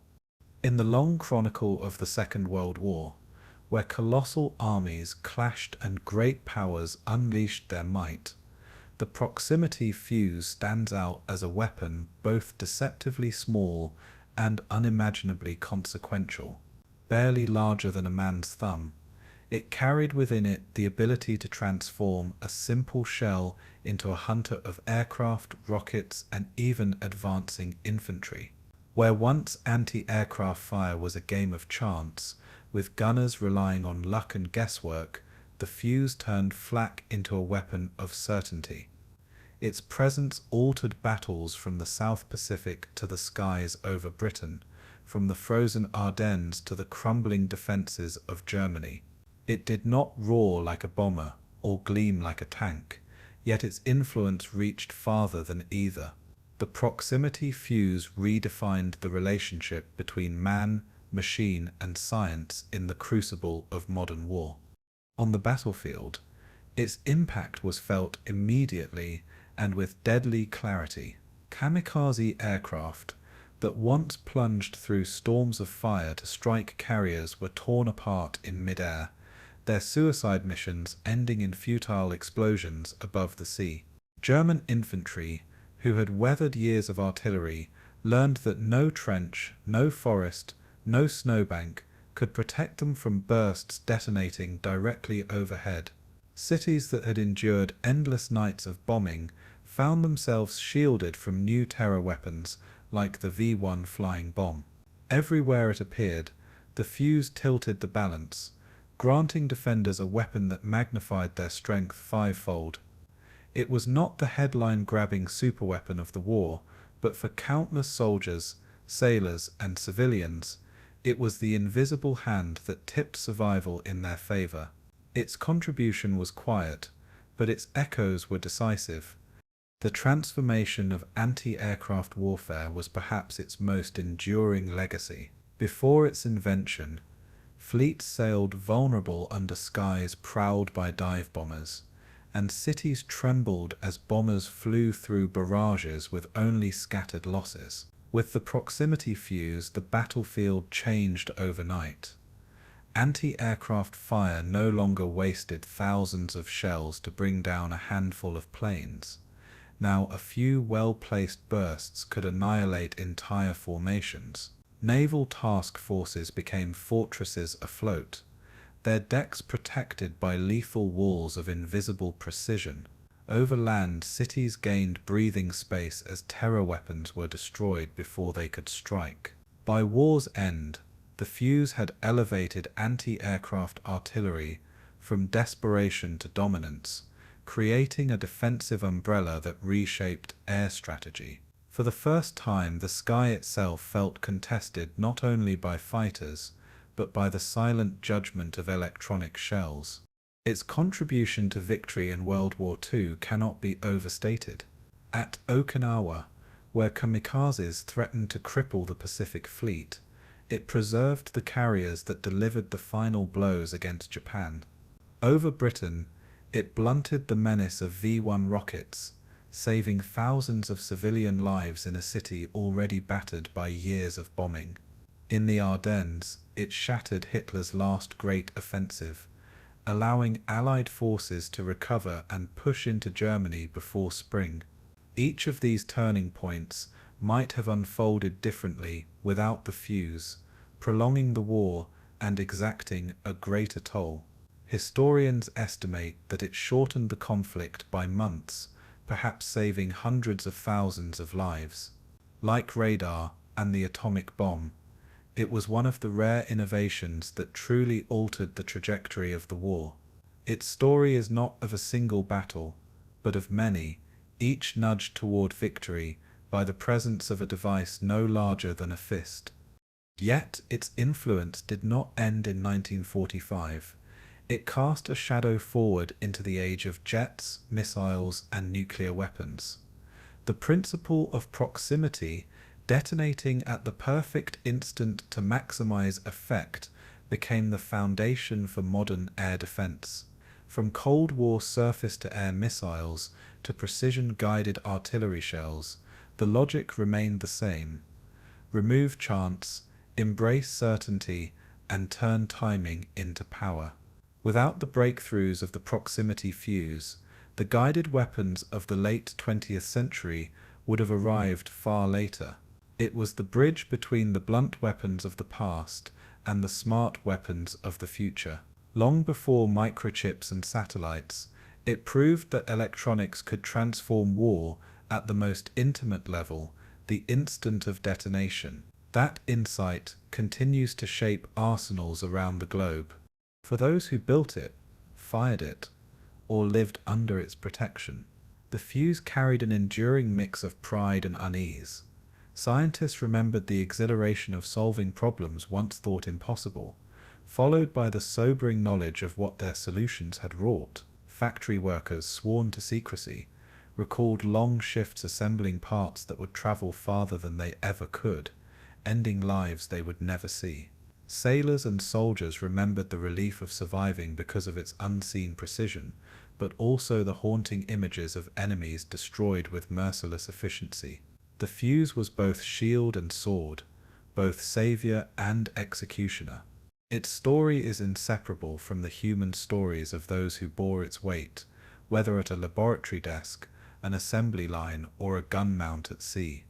In historical judgment, the proximity fuse stands alongside radar, the jet engine, and the atomic bomb as one of the war's most significant scientific achievements.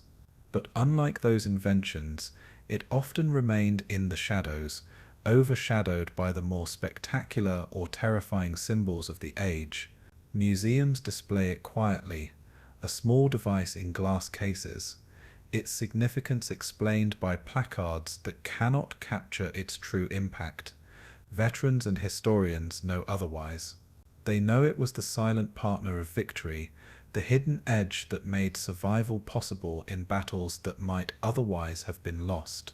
It is a reminder that sometimes the smallest innovations carry the largest consequences, shaping history not with spectacle, but with precision. The proximity fuse was more than just a wartime invention. It was a turning point in the history of warfare. It transformed artillery from guesswork to science, altered the course of battles across continents, and seeded the technologies that define modern combat. Its power lay not in size or spectacle, but in timing the perfect instant when science and destruction met in the air. From the decks of Pacific carriers to the skies over London, from the snow of the Ardennes to the missile fields of the Cold War, its influence radiated outward, changing the way nations fought and defended themselves. In the end, it was a small device with world-changing consequences, a reminder that in war, as in history, sometimes the tiniest spark creates the largest flame. The fuse that changed warfare forever remains one of the most important and least remembered inventions of the 20th century,